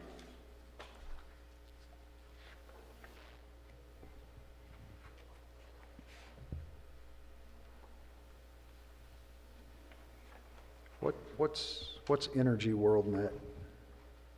That's our, online training that we do we have to have our gas system. Who went to that training? It's online, I do it I have to have it some of them every 15 months, some of them every 39 months. Are any of your workers working on those trainings as well? Yeah, Cam is. Okay. Yeah. Is the expense for Jerry Schwartz, is that monthly? Is that, It's monthly, yeah.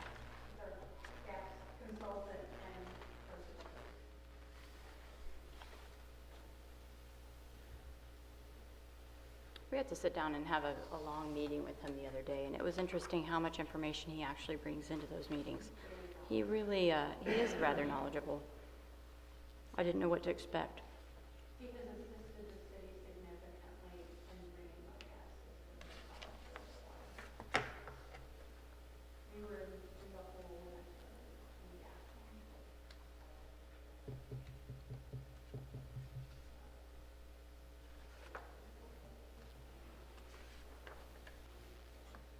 Out of curiosity, what is the stipend for the firefighters when they go out on a call? How much per call is that?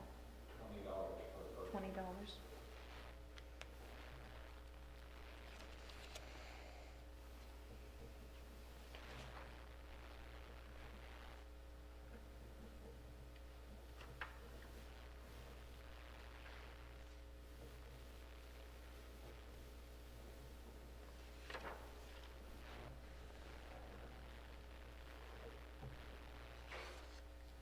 what's the uniform expense for boots, like 3 times boots?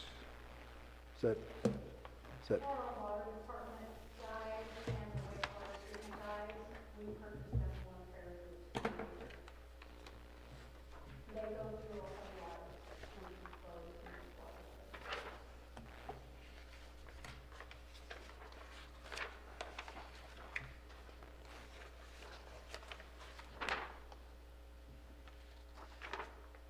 We used to do the Centos and uniform, and we put Pimped cheaper, by far cheaper for us to do this than the monthly fee, and it wasn't getting real good results at the begin with.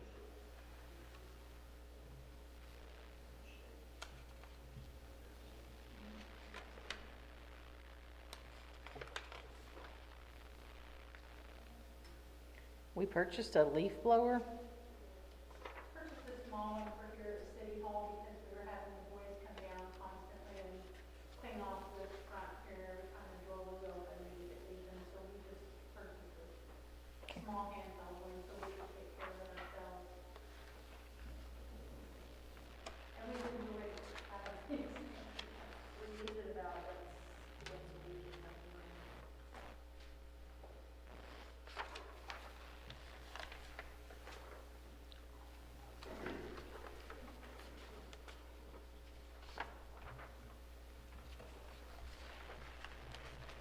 was a question. Some of the citizens were asking about the water upgrade fees. I'm just going to read this out loud for the record so people could hear it. Water upgrade fee for the collector's report for this last month was $12,929.92.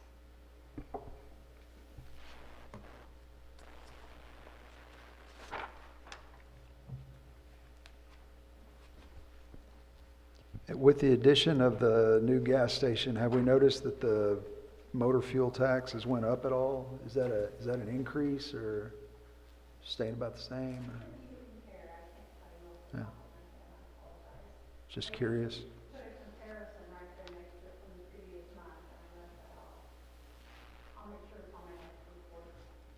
Do you have a January report? Mhm. Okay.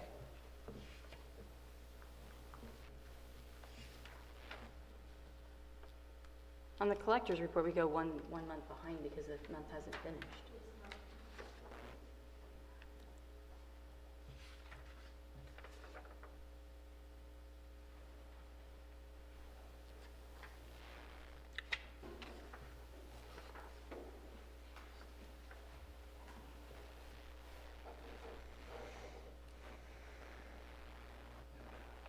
You want to talk about Dr. Shepherd's clinic? Do you want to finish the, you're wanting to It's go all into department together. heads' reports. Anybody have Okay. any other questions on the bills to pay or balances on hand? Sorry, that was I don't just think in the so. middle of all of that, so. That's okay, sorry. I just thought I'd finish this up and then we'll move to those department head reports. If no one has any more questions, I'll move to accept the bills to pay, balances on hand. Okay, Bobby has made the motion to accept the balances on hand and go ahead and do the bills to pay. Do I have a second? Second. Dustin seconded that. All those in favor? 3-0. Okay, moving on to the department head reports. Sorry, Doreen, go ahead. Dr. Shepherd's clinic? I received an email from him in December regarding the possibility of the pharmacy there in front. They inquired if the city would be inclined to pay for any repairs to, they said the foundation, but I actually believe it's the flooring, the self-flooring. And I told them to give us a bid, and that's the second request. Initially, I spoke with, I think her name is Jamie, that is proposing the pharmacy, and told her to give us a bid. I would present it to the board. I told Dr. Shepherd the same thing. I have not heard back from him. Can we get a bid ourselves?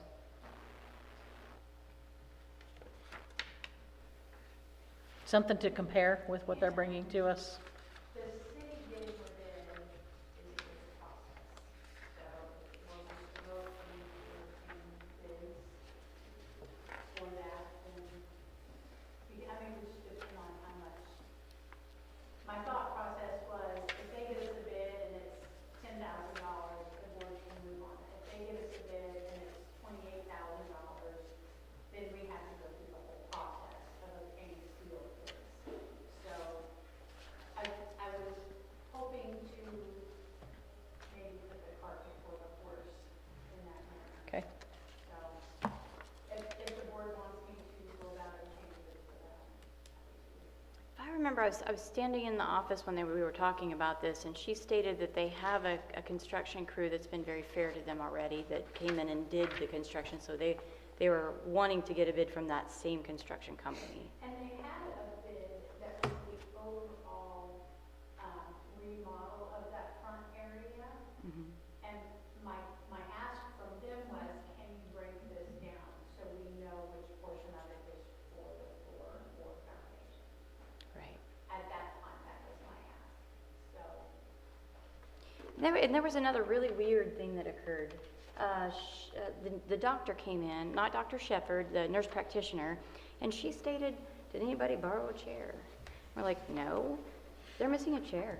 It just came up missing out of their office. So we would like to look into the future of blocking that off so that they're not joining together. So when they bring that pharmacy in, they're definitely going to have a block off to where whoever's in the building next to them cannot come into their facilities. But I don't know that they ever found their chair. It is bizarre. The weird conversation. I spoke with the lady that's proposing the farm. She said they may eventually want to spill over into that other side. You know, once they. Yeah. Well, apparently they're going okay because they're adding another day now too. That'd be good.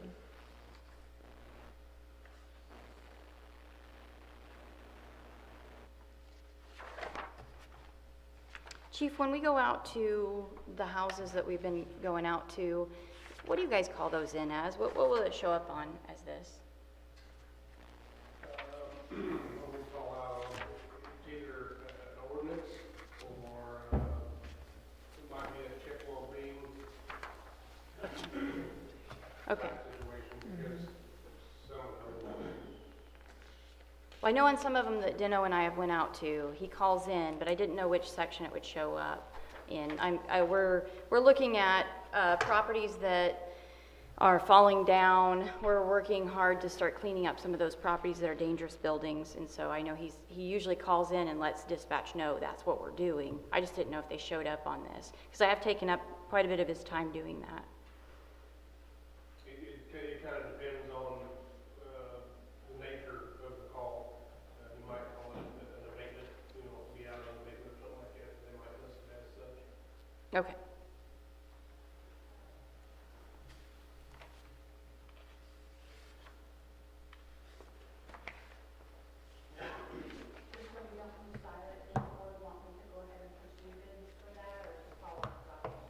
We'll wait till they come up with something.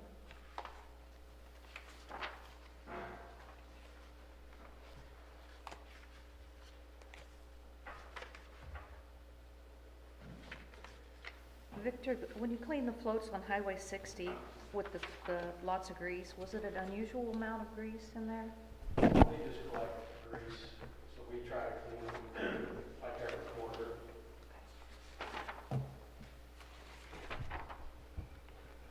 Hey, Chief, how's the new hires?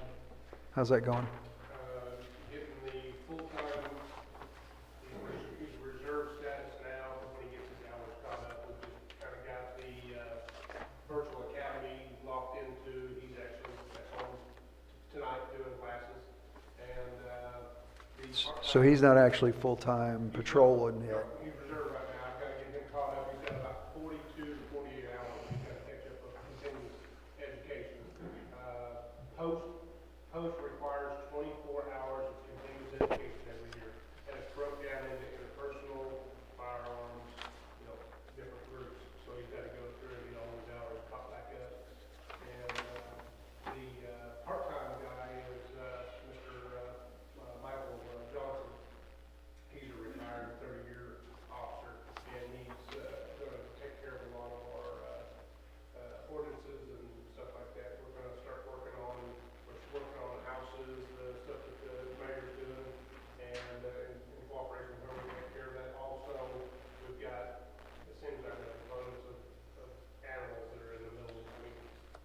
Drive down the ocean, the other day, there's 3 goats and a horse in the front. I was like, so we're going to start working on that and getting, livestock out of the city.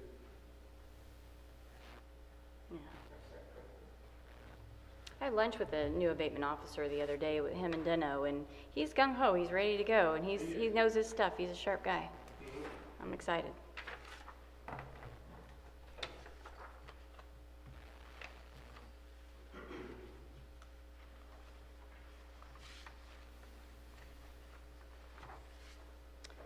I noticed that you guys hung up the Christmas lights.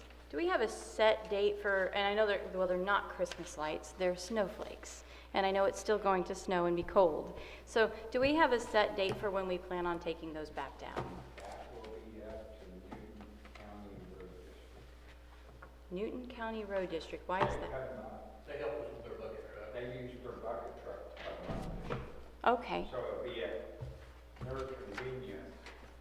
okay. Set down and we'll load them up. Well, I didn't know if, does it behoove us to let them know ahead of time and say, hey, on this particular date, can you help us pencil us in, make sure you save that for us? if we do that ahead of time. Because I know in the past, we've had a hard time getting them back down, and it'll be like springtime, and we still have snowflakes up. So I didn't know if we wanted to jump ahead of the game there and just be like, we plan on taking these down around this time. Can you guys schedule us in? That might help you get them down quicker. Just a suggestion. Okay. Well, I don't know who is, it's always, This first year, we asked them, and the day I asked them, they wasn't available. They said they'd have to work it in whenever they could. Okay. They're putting them up free, yeah, so. I understand because free. We spent, what, $150 last year on a unit that didn't work. Yeah. I've seen them in the bucket of the tractor.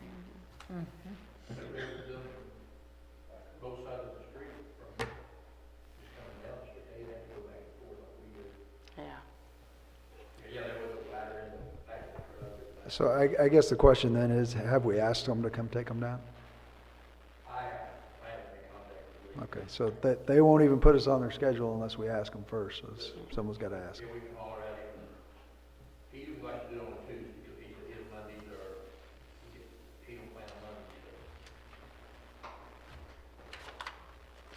so. But they were all pretty the other day.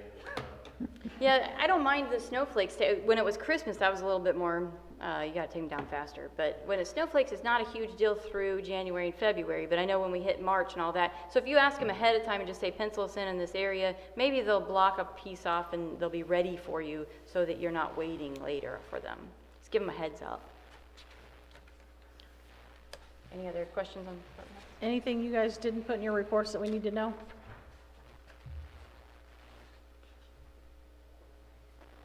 I do have a meeting with a guy Tuesday that's supposed to have some kind of miracle pothole patch stuff. So he's gonna bring it down and show us, so the main thing will be the cost. So he's supposed to come down and demonstrate it. It always is. Do we get to always pick the about the money. pothole? How many potholes? Do we get to pick the pothole he demonstrates in? He could be like what he wanted, you know, so. And how many potholes can he demonstrate in? We don't believe you. We're gonna need you to do another, sir. Remember that. All joking aside, Random Road, the back side of that, it's total shit. Can we get that fixed? Down this end, Yeah, that's, it's bad. I know there's been water leaks, but they are I've seen that one, bad. at the time he sent me the deal what he needed, I thought, that's perfect stuff. Well, there's two different spots Yeah. on that same, We'll see how well this stuff works. okay. Okay, I got to pick the spot, Bobby. I was really hoping for this one up here. Sorry, I asked first. I believe you. That's all right. I'll make a motion, we approve the department head reports as submitted. Okay, Doreen has made the motion. We approve the department heads' reports as submitted. Do I have a second? I'll second. Bobby seconded that. All those in favor? 3-0. Moving on. Storm shelter, Lana. Why did I not put my storm shelter? I called Aaron Miller at Midwest Storm Shelter regarding him installing a storm shelter. It would be dual purpose. We have numerous city files that are permanent files that need to be in a fireproof, tornado-proof area. Currently, we keep them in fireproof safes down at the old city hall, and we haven't moved them up here yet.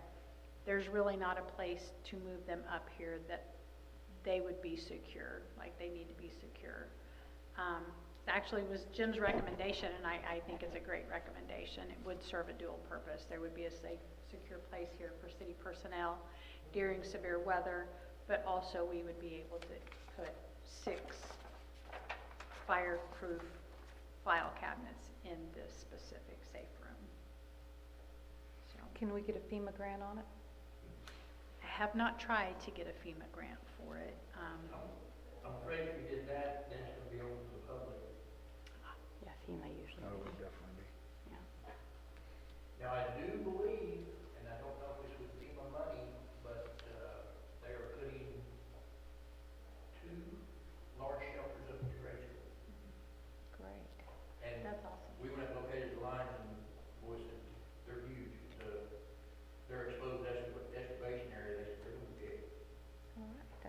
That's good news. They're gonna divert any water. No, they probably stop some of the water, they'll be behind the building, so. My other question is, did you get more than this estimate? I did not. His total fell below what our procurement policy is, and since he is a city business. this was the I'm only more one I concerned picked. about the appearance of conflict of interest. Okay, I mean, you guys, you sold your business to them. right. And I don't since this currently is- do business I know, with Aaron. yeah, I understand so, that. okay. But with them purchasing your business, I'm afraid with us just having a one bid, that's gonna look rather Okay. biased. Okay. And is the storm shelter the only solution? Or can we not clean up the mess that's back there? And Well, so the police department's been working on that. They've been doing a good job of getting it cleaned up. Okay. But it's not a secure location. It's metal walls and 2x4 framing, and that's in no way secure for city records that are permanent records. Your fear is an actual tornado or fire and Or all that, somebody okay. breaking in the That back reminds me or though, mildew. when we're talking about that back there, did we get the metal in to finish that? I think it is coming in. It has come in? Okay, okay. The back of the building, where they had kind of hodgepodge and covered up garage doors and different things like that, all that needs to be closed in. It's kind of open to the elements in some spaces. So, they ordered metal, but they only ordered enough to cover one door or something like that. So then, it's a long story, but they have it. So once all the files, once this, what'd you say, 6 fire safes are in there, there's room for people? Yes. And how many? This should be big enough for, well, probably 4 to 6 people. I think that was what I asked specifically from Aaron. And that would be for your people in Office City staff. Hall, office staff, okay. Because last time Anybody you in guys had City to, Hall, I was gonna say, you actually. guys shut it down, I think, and went over to the fire station, I Yeah. think last time, yeah. And certainly not opposed to that. Kind of nice when stuff is chaotic with the weather to be around emergency personnel, but this certainly is a better alternative for the city staff.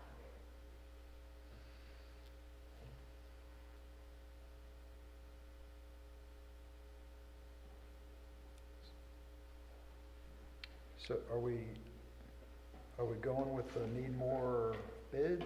I think so. I think we need to get a couple more bids. Okay, so does that need to make a motion, or do we just need to table this Nah, until we get more bids? I will. Anybody know of anybody who does these? besides- Atlas and Joplin, are they still up there? And, pardon me? Hinton Septic, you think Hanson they know? Drilling? And And I'm they're sure close there's by. someone in Arkansas. I have a question. When you purchase that, if you purchase something like that from Granby, let's say they do sell it to you, do you guys have to pay sales taxes when you purchase it because of that? Okay, I didn't think so. I didn't know whether the capital, like a capital improvement would change that. Okay, just wanted to make sure.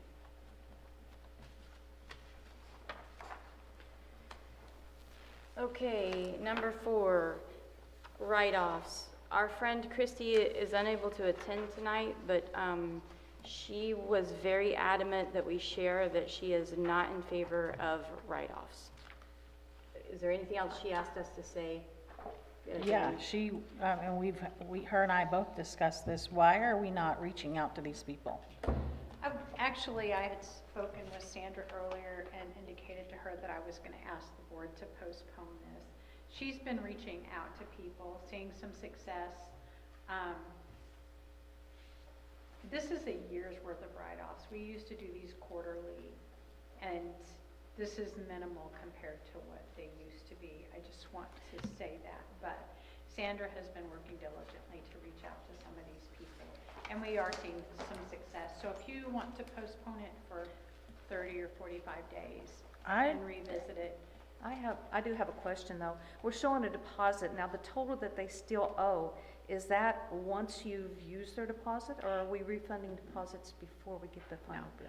Deposits are always, and it seems like those columns should, they're Yeah, kind of flip-flopped. flip-flop.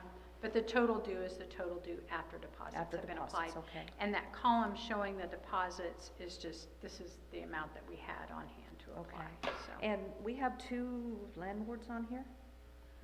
Yeah, that was a question I was gonna ask, because the way the ordinance is set up, if it isn't paid off, it's sent to the landlord, and we don't turn the utilities on again. Right. Why is there 2 landlords? Sandra, One can you with come? Jim Seiler is a house that burnt down, so nobody has come in to try to reopen, to try to do anything with it. Gotcha. And I believe the one that says Dana Frazier, I believe, I have spoken to that gentleman, and he doesn't live in town, but there is a water leak, and so he never had his service on, and so he just said he'd come when he was ready to turn the service back on and deal with it. Okay. So he's gonna be taken completely off of that. So I'm going back to, what's the policy if these people get a write-off?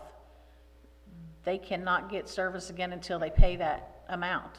Well, and it What's was the brought to my policy? attention that we have somebody like that, and my response is, I think that this individual specifically was dismissed. They were shut off for non-payment. The account is closed after 30 days. It's closed. Well, I think in transition, they moved, got a new place, and it was missed that they had an outstanding balance. So I've talked with Sandra about this. We're gonna apply the outstanding balance here to her current balance. This person is aware of that. And it's one of those that I think we're gonna be able to resolve and take off of here. I mean, are these people disputing No. the amount? They just haven't paid it? We've had one person dispute it, and it's kind of what prompted our conversation today. This is Sandra's very first write-off preparation. Sure. And so it's been a learning curve, and we have found some that we could possibly take off of here. And some are just being resolved, people are coming in to pay, others are being resolved. That final bill had 0 usage, probably shouldn't have been a final bill issued, that sort of thing. Gotcha. Are you guys seeing that you're having a hard time catching up with these people? Because a lot of them, I mean, if you're a renter, you come in, you move in, you move out, you don't give a forwarding address. We don't have phone numbers for it anymore, we don't have any of, so it's a matter of just trying, I've tried emails, I've tried, Just anything hunting we them have on down. file. If somebody comes in and doesn't disconnect and goes through the process appropriately, we have follow-up information. But if they just bail and leave town, It's hard to find. some investigative work, and This has all been within a year? this is 1 year. Have you tried just June of sending them a 23. letter and endorsing underneath your address, your return address, or across the top, address service requested, or return service requested? Because if you put a return service requested, that letter's gonna come back to you with their new address if they have one. Or if you put address service requested, they will go ahead and forward that letter to them and then send you notice of what the new address is. How long does a forwarding address? No. That's what I was getting ready to say, how long does a forwarding address last? Because the first person on this list, I know they moved over a year ago. They will do that for a year. They will give you that correction. After that, for the next 6 months, they will return the letter to you. Okay. So I mean, I get it, first one, great, and this is less than it usually is, all of that. I'm gonna, when we come back and we actually look at these for what we're supposed to do with them, write them off, I mean, my instantaneous answer is no. They need to pay their bills.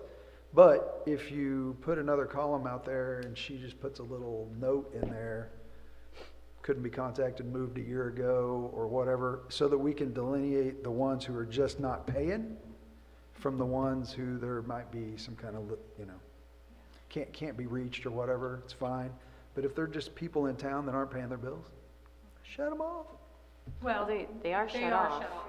And Like and this, often, this one shut off still lives there and has been tagged because they're living in a house without utilities.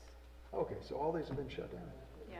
Yeah, they're closing accounts. With the exception of a few that were caught at a later time, everybody on this list is someone and. So like, for example, if these houses sold, which I know a couple of them that I'm looking at have, why do we not tell the real estate person or whatever, these have to be paid before we can give service to that house? And that is our process now.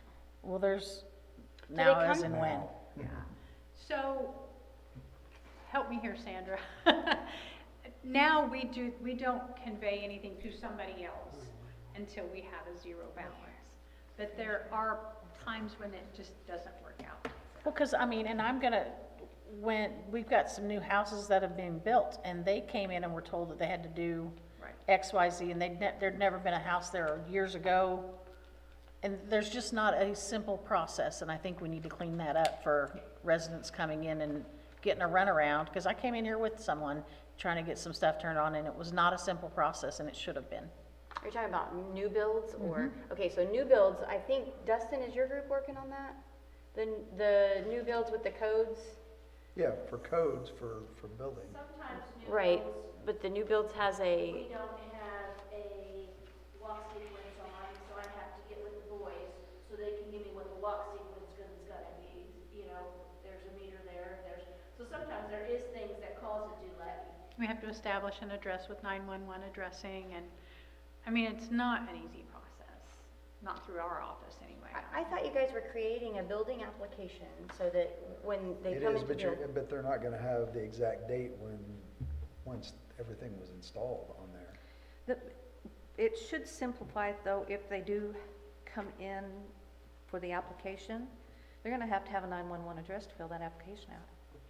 So that's, to me, that's a responsibility of the person that's trying to get the utilities. The utilities, to let us know.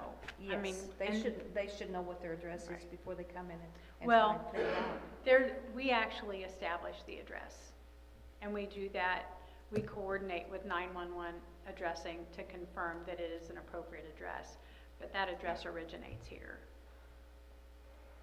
I'm not trying to contradict you, but I know for a fact, because I went and got my own address. I went to the 911 office in Neosho, and they gave me the address. I can't tell you how many times I've had that discussion with 911 addressing, and can you tell me what this address is supposed to be? And they're like, no, that's on you. And so we have to make one up and say, okay, can we use 942? And they're like, 942 won't work, you have to allow 100 feet. Okay, well, 948 work. But they will never give us an address. So Okay. Yeah, we have to draw a map. Yeah. I have to Yeah. go out and say, this house is here, this Yeah. house is here, we're putting this house here. It's, And that's been an issue because, I mean, we're in my office one day, somebody shows up and Sandra's like, they're trying to turn on utilities in a house that we didn't even know they were we building. didn't even know it was there. And so that was some of the reasons why we were talking about our building groups. And I thought we were clear as they're gonna come in, they're gonna fill out building application. And those building applications is gonna have that checkoff list of what all they need to do before they come in to set up utilities. Maybe we missed a step or something, but that's what I thought was one of our goals of our. It will have steps on it, I'm not sure if that particular. part of your stuff on your chart of too is John Doe gets disconnected and non-payment. So then Jane Doe comes and puts the services in her name. And that has happened. And I think at one time they looked into legally where if you knew they were living there, could you go after them? But you can't. Or can you have them put all residents 18 and over that could be responsible for a bill?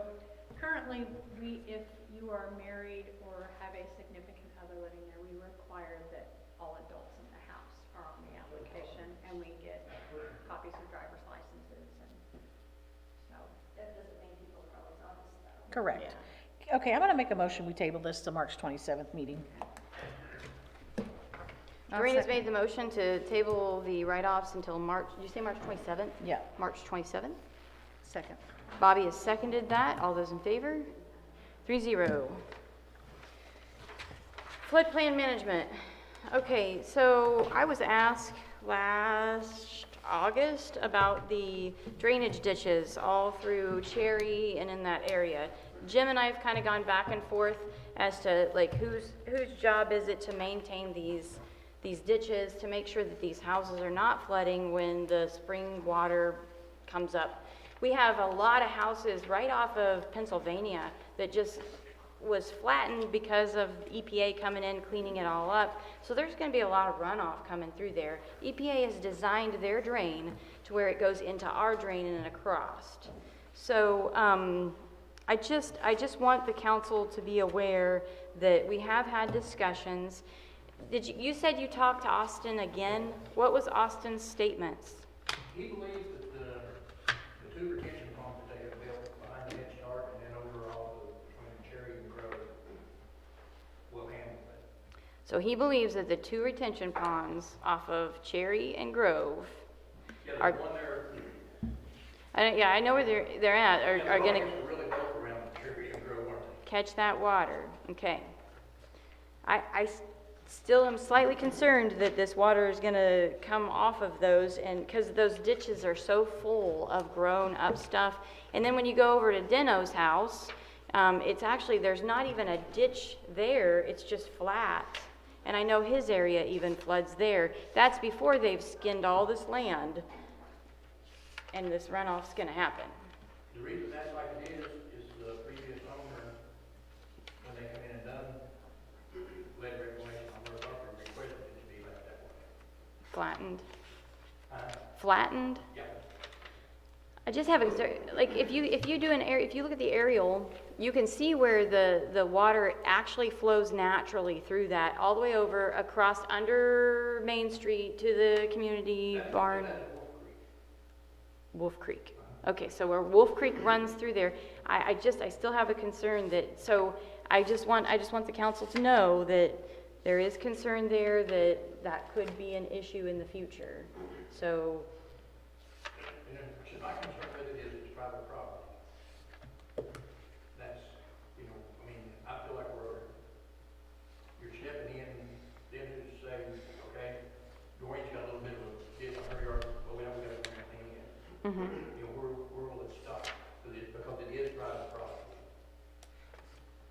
do we have a flood plan in that area? No. So there's never been a flood plan No, for it's not any of the it? only floodplain we got is Long Gum Springs. Long Gum Springs. Yeah. Okay. And that's, Yeah. Well, my concern is I've been going back and forth with the EPA for nearly a year and a half now with the issues with, they're flooding April homes. I mean, basically when that water runs off, it just pours right down through April homes. They've created me a nice little visual of how they can fix it without a whistle through that one, where the road comes straight down on the side. Like, one, you're gonna flood that road anyways, and it's still gonna sit on the road. But then they're back to, we don't have, the Army Corps is doing this, and the Army Corps is to the side now, they can't come back in and fix that because we lost our money for them, and it's a runaround. So I just wanted the council to be aware that I am concerned that once this water comes off of that Pennsylvania area that the EPA has cleared off and is funneled into those original ditches that are going across, that there could be a problem. Okay? Can we dig the ditches deeper? That's what he's saying, is he's, repeat what you said, Jim? well, it's private property. Isn't there an easement on each side of the road for a ditch? It's not on the side of the road. It goes right through. The way, if you look at an aerial view, pull a Google map up and look from Pennsylvania, follow Cherry Street across. It's in between, what's in between Cherry and what's the? Pennsylvania and, Pennsylvania runs all the way to that South way. Main. Yeah, it goes all the way to South Main into, right in front of where the barn is. It flows all through there. There's a big ditch right beside, what is his name's property? He's got that property right on the edge of like Neosho, and it's not the trailers on Neosho and Maine, but one more over, Gossett. It goes right by Gossett's property through there. It goes through Lloyd and Catherine's yard, the Whites, it goes through there. But they're concerned that it's going to flood them, and Deno goes through Deno's property. So I don't know in the future if our concern is it's private property and we can't go in and dig that a little deeper to make that channel through. I'm not sure what you guys will do in the future, but I do have citizens that have asked us to do that and that are concerned that it's going to flood them. So the EPA left it flat for the homeowner? Yeah, that's the part that I question. The EPA doesn't usually do that. They usually have to leave it where it, That don't make sense. But it being their property. It flattens out like, it's a decent sized ditch, flattens out a little bit, gets much deeper, right where, I'd have to look at the map, right where they cross over by Kay's house. And then, you got it pulled up? I have it pulled up, I'm still not sure what area that's. Yeah, okay, so it's over here. Yeah, well, So here's Pennsylvania. And then they cut off these houses through here. So this is Cherry. So this is Kay's house. Okay, so look, see that map, or see that right there? That is the ditch that goes across. Now you can't see the ditch right there because it's flattened out. That's where it kind of floods Dino's property right here. Then it goes to Main Street underneath and goes there. But you can clearly see that there is an actual, like he says, Wolf Creek or waterway that goes through there. See that? And it's, especially right here, it's full of brush and stuff here. See how shallow it gets? You can't really tell because of the map, but it's deeper through here. And this right here is where they're feeding all the water off of where they tore down houses and flattened that land. So it's going to feed right into that and go across here. So it comes this way. Yeah, it flows all the way across, so you can see it going Cole Street. Right here, this is Dino's, so you can't hardly see it right there. And Dino floods. And then it goes here, it's back again a little bit, comes across.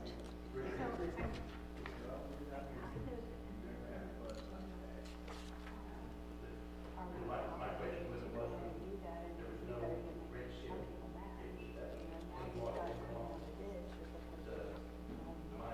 Well, I'm just letting them know that there are people that are asking the city to do that. They're concerned that there's going to be a flood. So, and they said that it does flood them already. So they're saying that once the EPA's came in and already did that, and their concern is that it's going to continue and be worse. So, I think we need to contact Rick Geller's wife. Remember when she was over there at one of our breakfasts? And she does management, stuff like that? Maybe we can contact her?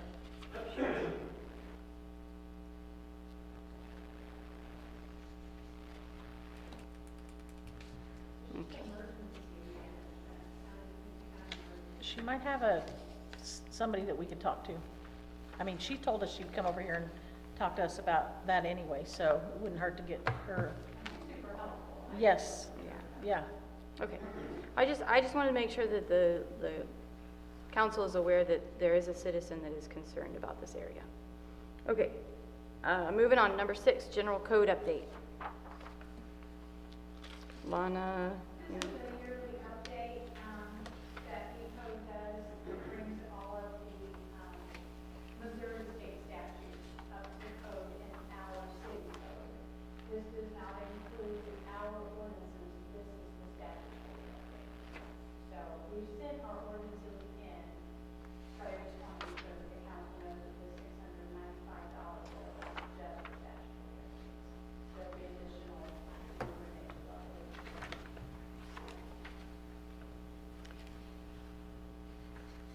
So this notice from Phil Greathouse that states that he'd recommend amending the code of ordinances to include criminal mischief charges. Is that something we need to? So that is pursuant to the ordinance that he sent us at 944. Oh, okay. Then I got it in the wrong place. Changes need to be implemented at 944, and so I was going to ask the board to postpone 944. Oh, okay. I had it with this and I was like, what does this have to do with the general code purchase?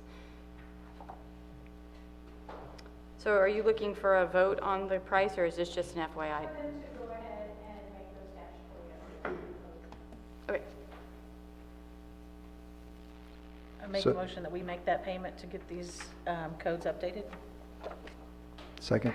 Okay, Doreen has made the motion to go ahead and get the codes updated, and Dustin has seconded that. All those in favor? 3-0. Updated. And this goes with 944. Yeah. Okay, so moving on to approval for Old Mining Town Days deposits. Doreen, is that you? Yeah, we've contacted some bands that are going to perform for us for the Saturday and Sunday evenings. And so they're starting to send their contracts into us, and some of them are requiring a deposit. So I just want approval that we move forward and send those deposits when they need them to keep them under contract before our event. Okay, I make a motion that we approve the expenditures for the deposits for the bands for Old Mining Town Days. I'll second. Okay, Dustin has made the motion to go ahead and approve those deposits for the bands. Bobby has seconded that. All those in favor? 3-0. And Thank this you. is not the only one. There's going to be 3 and possibly the 4th one for the sound guy. But yeah, Great. Yeah.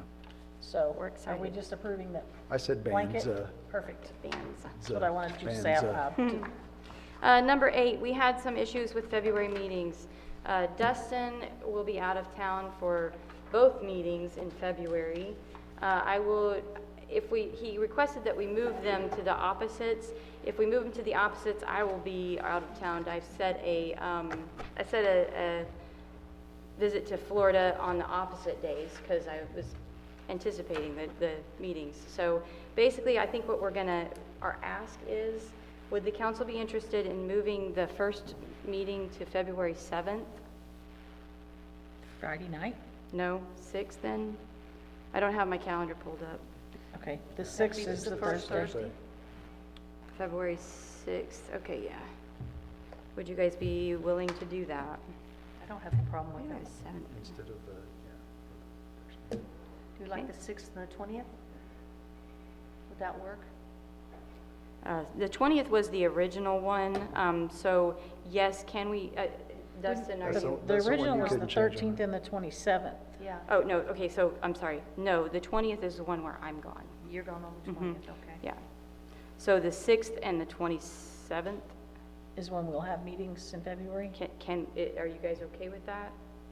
I'm fine with that. I'm fine with it. Dustin, did you say you would yeah, not? the 27th is going to be rough. So, but at least I can make one of them. But as long as I can make one of them, Okay. then the second one. Each week you're gonna be on, I mean, we can, if you're. The he's first gonna be one- For the days, we could change the days. Well, yeah, I mean, if you can change it to the day prior to that, and If do you- it on the 26th. I just say, if you guys want to move it to the 20th, I'm just going to be out of town. It's okay if Doreen's the mayor pro temp, she can run the meeting. I'm okay with it. You're the only one running for mayor, Dustin. Can you- So, Can you do the Wednesday night? Or is that something? no, we it's the don't do? 20th is that Well, I know, Thursday. but so you'd be here, I change can it to do the it. 26th Yeah. instead of the 27th. I have no problem with it. Just whatever y'all wanna do. You'll be here on the 26th. I can't do that. Yeah, I'm fine with that. Okay, if we change it to Wednesday, the 26th, then, and if you can be here, then that solves it.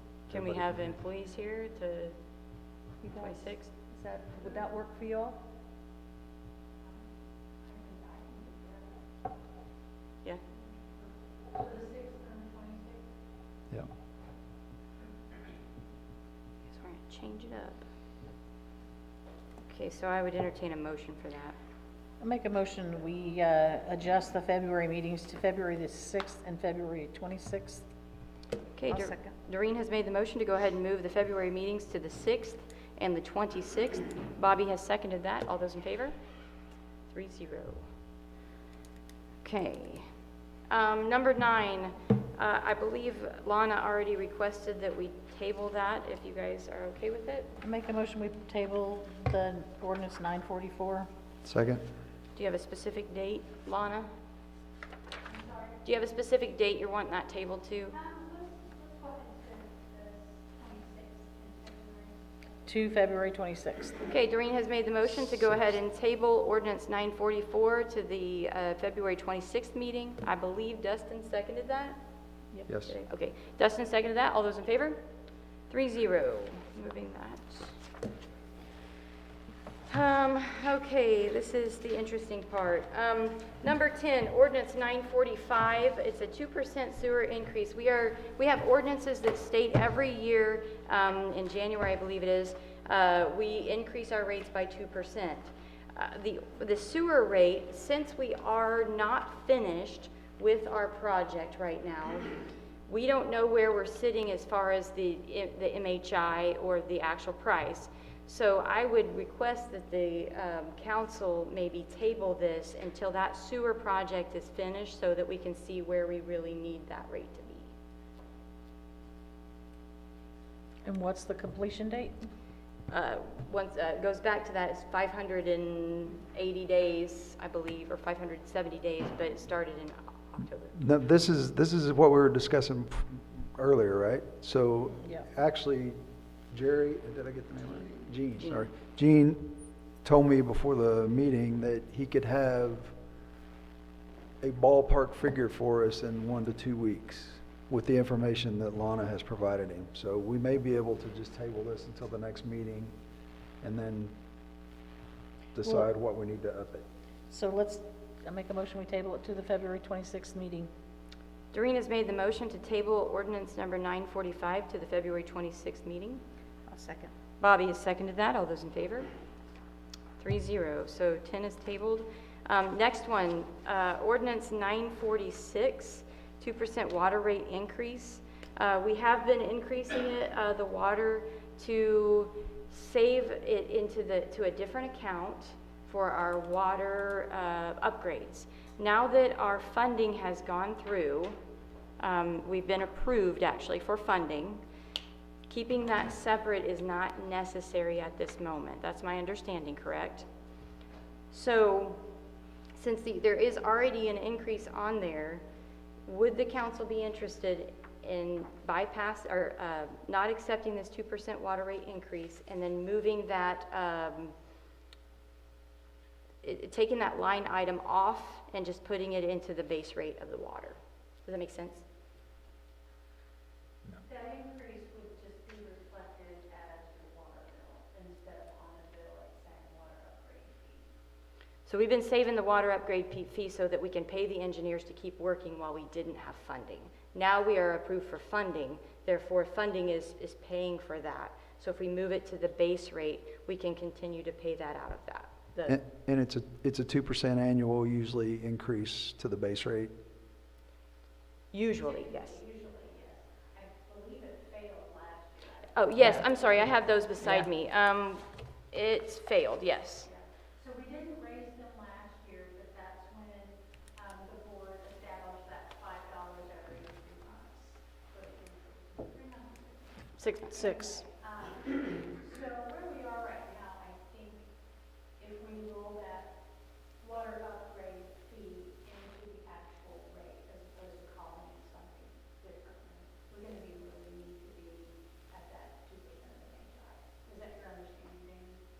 We're going to be really close to. Towards the end of it, like when we hit that, I think it's between 26 and 31 is what I understood with it as an increase wise, not base rate.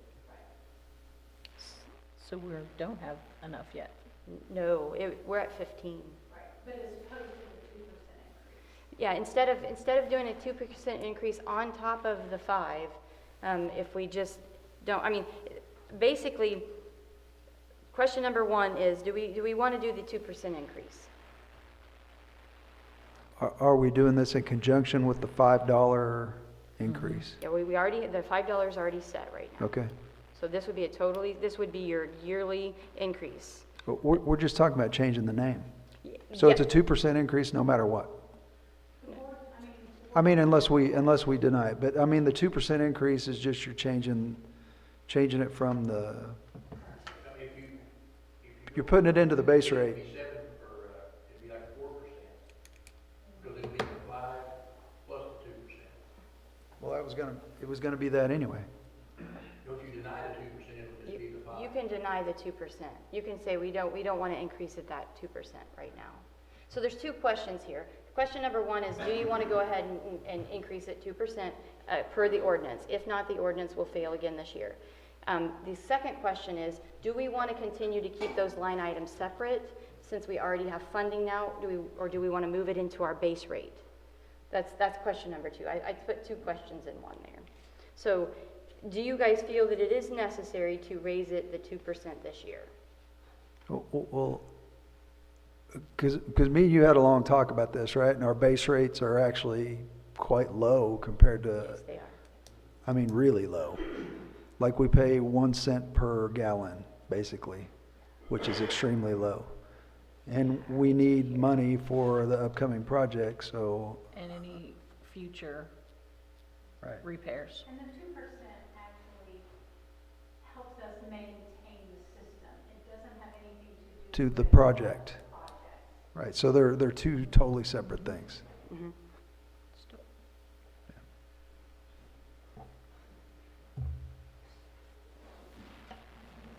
I make a motion that we approve the 2% water rate increase and roll it over into the, what do we call it, the base? Base rate. Yeah, base rate. Sandra would need to read that ordinance. Okay. Bill number 946, an ordinance to add section 705150, paragraph B, chapter 705, water users charge of the municipal code of the city of Granby. Be it ordained by the Board of Aldermen of the city of Granby as follows. Section 705.150, rates and changes. B, the rate for water service to customers of the waterworks system of the city of Granby, Missouri shall be as follows. First 200 cubic feet or 1,496 gallons, 24.14 minimum. Next, 2,000 cubic feet or 13,458 gallons, 1 cent per CF or .00144461 per gallon. Over 2,200 cubic feet or 14,962 gallons, .007 per CF or .000722203 per gallon. This water rate will be in effect beginning the February 2025 billing cycle. This ordinance shall take effect and be in full force, and after its date of passage, the same being determined by the Board of Aldermen of the city of Granby. Is this the first reading or second? This has not been posted, so we'll need, this is from the rules and do it by number. Read number one. So number one. So I move to accept Bill number 946 on the first reading, suspend the rules, and place Bill 946 on the second and final reading by title and number only. Okay, Dustin has made the motion. Do I have a second? I'll second. Bobby seconded it. Roll call, please. Doreen Klaus. Yes. Dustin Elder. Yes. Bobby White. Yes. Okay, motion passes. We'll read it by number and title only. Bill number 946, an ordinance to add section 705.150, paragraph B, chapter 705, water users charge of the municipal code of the city of Granby. I move to accept bill number 946 on the second and final reading by number and title only. Doreen has made the motion to Second. accept Bill number 946. Dustin has seconded that. Roll call, please. Doreen Klaus. Yes. Dustin Elder. Yes. Bobby White. Yes. Okay, ordinance passes. Moving on to ordinance number 947. Ordinance number 947 is our gas rate increase. It did fail last year, so it had not been increased last year with this 2%. Oh, it also failed the previous year. So let me look at the difference here. What we would be seeing is the rate for gas service would go from 1750 plus 1165 to 1750. Oh, I'm sorry, it went from 1143 to 1165. Sandra, would you read that ordinance? Bill number 947, an ordinance to amend section 725110, paragraph B, chapter 725, gas users charge of the municipal code of the city of Granby. Be be it ordained by the Board of Aldermen of the City of Granby as follows. Section 725110, rates and changes. B, the rate for gas service to customers of the gas system of the City of Granby, Missouri shall be as follows. The first 1,000 cubic feet will be $29.15 to include the meter charge of $17.50 plus $11.65. Next, 1,000 cubic feet and thereafter shall be $11.65. This rate will be in effect for January 2025 billing. This ordinance shall take effect and be in full force, and after its date of passage, the same being determined by the Board of Aldermen of the City of Granby. I have one question. Lana, is this January 2025 billing going to be okay, or is it going to need to go to Does that February? need to go February? February. Okay. And any light or shed some light on why it was, it failed the last 2 years? The price of gas the previous 2 years was low enough that the city was realizing income from it. Gas prices had gone up. We were locked in previously at very low price.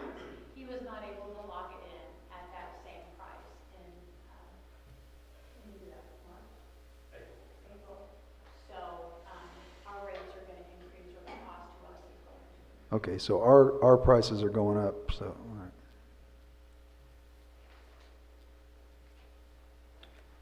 There's one thing, son, not so much that we haven't been able to absorb them comfortably, but now it's getting.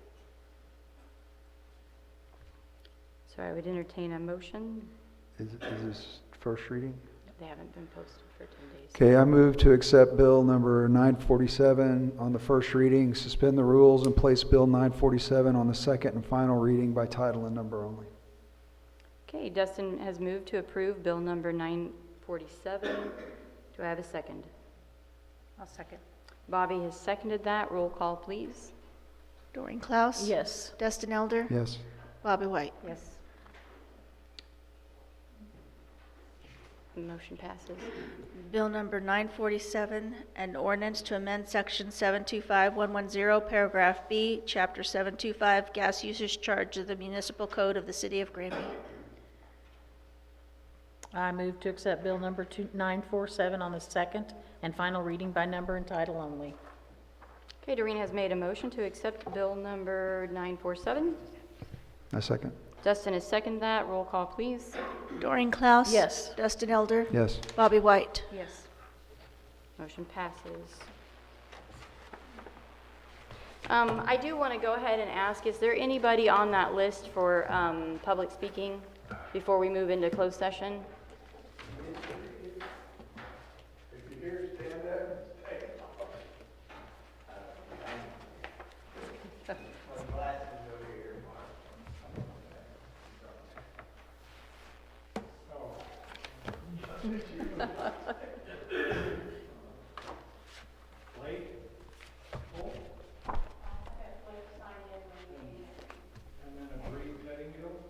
Okay.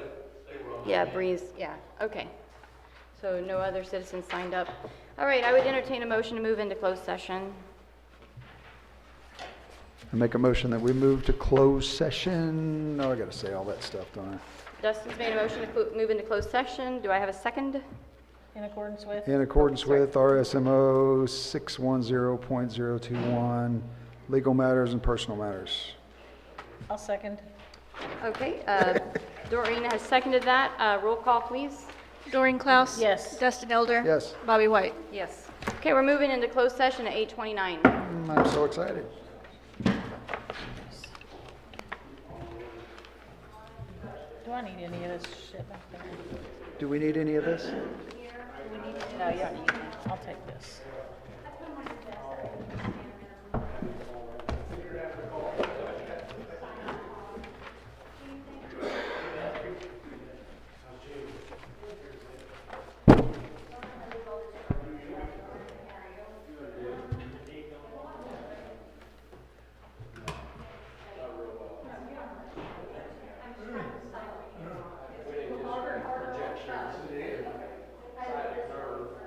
My legs are getting on the rest of my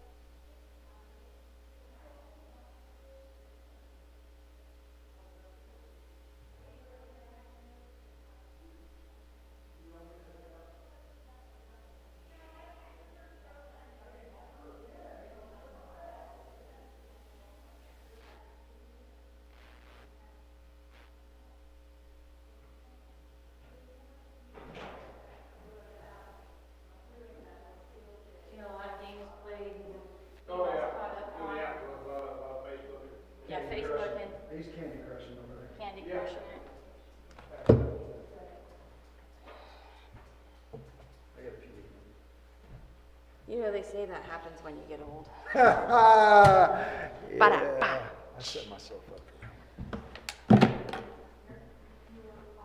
You guys have such a great team going on. This is gonna be awesome. Make a motion, we go into open session? Doreen has made the motion that we go Second. back into open session. Dustin has seconded that.